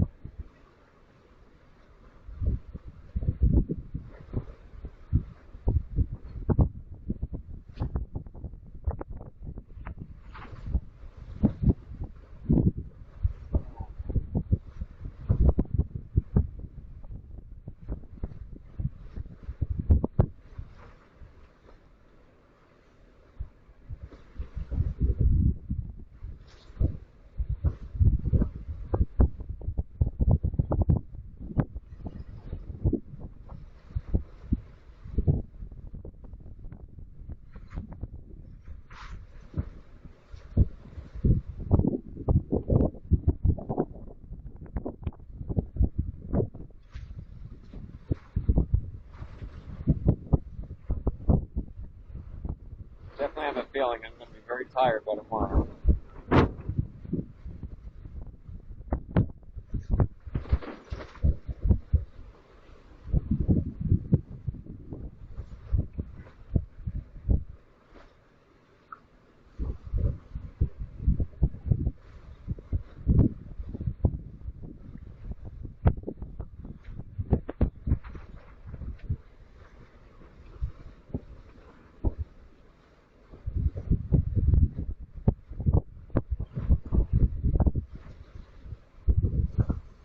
We did celebrate today. We are under 1,200 nautical miles to go.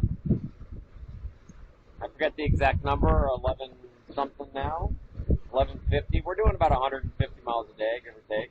At this speed, I don't think we've hit a 200 yet, but it'd be nice. But yeah, we're under 1,200 miles. And in the last 24 hours, we maintained an average speed over ground of 6.6 knots.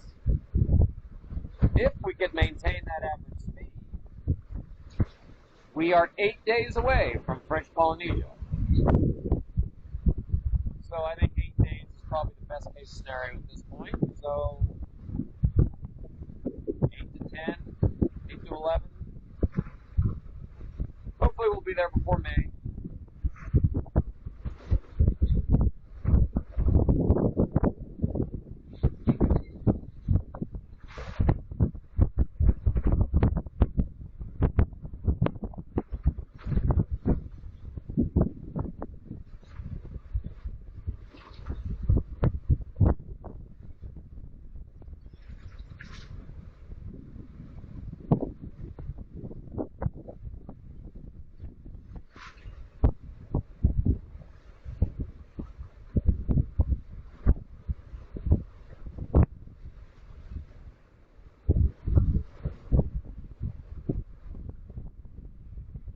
Tell you, one of the things that goes through your mind, and Megan was just texting me on WhatsApp from the cabin while she's sleeping, saying, hey, please be super careful. If you think about, if one of us, but especially me, were to go overboard accidentally in these conditions, man, your chance of survival is very low. That you assume Megan would have to know that I went overboard relatively soon. Then she's got to get up here and deal with furling that sail, trimming in that sail. Generally what I've told her is if you can't get get that stuff figured out. Fire up the motors and just come get me. And if you destroy the sails, so be it. If that's the cost of survival. But today we have an additional complication because we have lines trailing in the water. And what I do is I have just old lines, ropes. I tie it to the bow, throw it in the water, and let it trail along the hull. And then what it does is that line runs along the water line on the hull, and the motion of the boat in the ocean makes it sort of go up and down, up and down, up and down in a scrubbing motion, basically, of the hull. And it knocks the barnacles off, so the barnacles don't grow. But that means there's a line in the water, and if you start the motor, now you're in danger of wrapping the prop. So when I drop those in, I actually have a big clamp, like a carpenter clamp, and I clamp that onto the steering wheel when I have those lines in the water to remind me, do not turn the props. Do not start the motor and turn the props because there's lines in the water and you'll wrap the prop, and then you're screwed.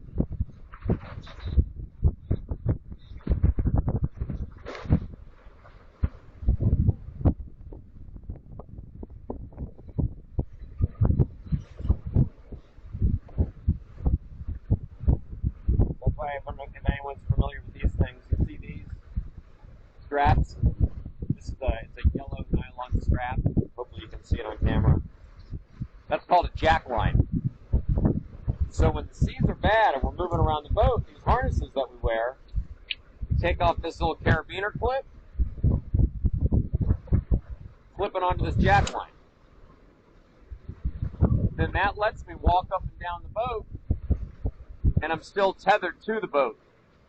So if I were to fall in, then it's going to hold me to the boat, and hopefully I've got some chance of pulling myself back aboard, or of staying with the boat while hopefully Megan gets it stopped or whatever. But your number one job when you're on board is to not fall overboard. Sounds kind of obvious, but man overboard is a very life-threatening situation. You go overboard even in calm seas, your chance of recovery is not great because you fell in the water and you just became a little floating head this big. That's why these PFDs that we wear, this has inside of it, on this side? I think on this side, yeah. There's a beacon in here, but as soon as you hit the water, as soon as it inflates, it activates the beacon. It'll send a signal to the boat with a waypoint, a man overboard position that shows where you are, where you hit the water. It also alerts the satellite so the search and rescue will know. But search and rescue ain't coming out here. We're 1,200 miles from land. Coast Guard's not coming. But there's also a water-activated strobe light, which during the day won't help much, but at night would be pretty critical. And there's a whistle, so that you can signal to people. So we try to give ourselves every chance for survival that we can, and we wear these when we're outside of the cabin. I'm thinking about doing a whole video on that, all the safety stuff that we do. I feel like that would be interesting to most people. Oh, here we go. Oh, it's Megan. Captain Steve, I'm worried about you. First mate Meg.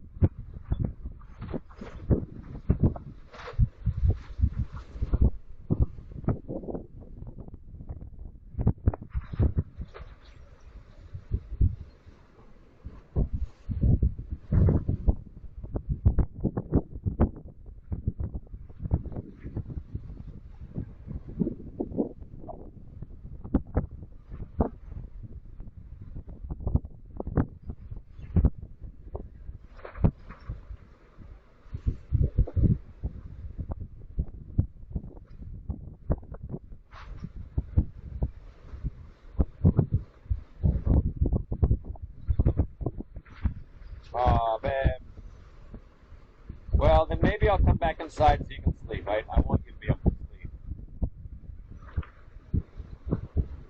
I can always come back to the aft cockpit so you can relax a little bit. Obviously, I'm perfectly safe sitting here, but I'm sure that what you're worried about is me walking back. So why don't I do that then so you can sleep? I'm going to head back inside. And I think we'll call it a day on the live stream. I'll turn it off when I get back in. But hey, anyone who's here, we really appreciate you guys checking in and following along and watching the journey. And, again, message us anything you want to see, questions you have, videos you think would be cool. Let us know. We're just out here doing it. We really appreciate you guys. And I am now going to, I'll show you how the tether actually works when we're doing it for real. Conditions like this, if I'm moving about the boat, I'm tethered. So I clip it onto the jack line, and this line runs all the way to the stern, so I can walk all the way back, and I'm attached to the boat the whole way. Cheers, everybody. Thank you for following along, and we'll see you tomorrow.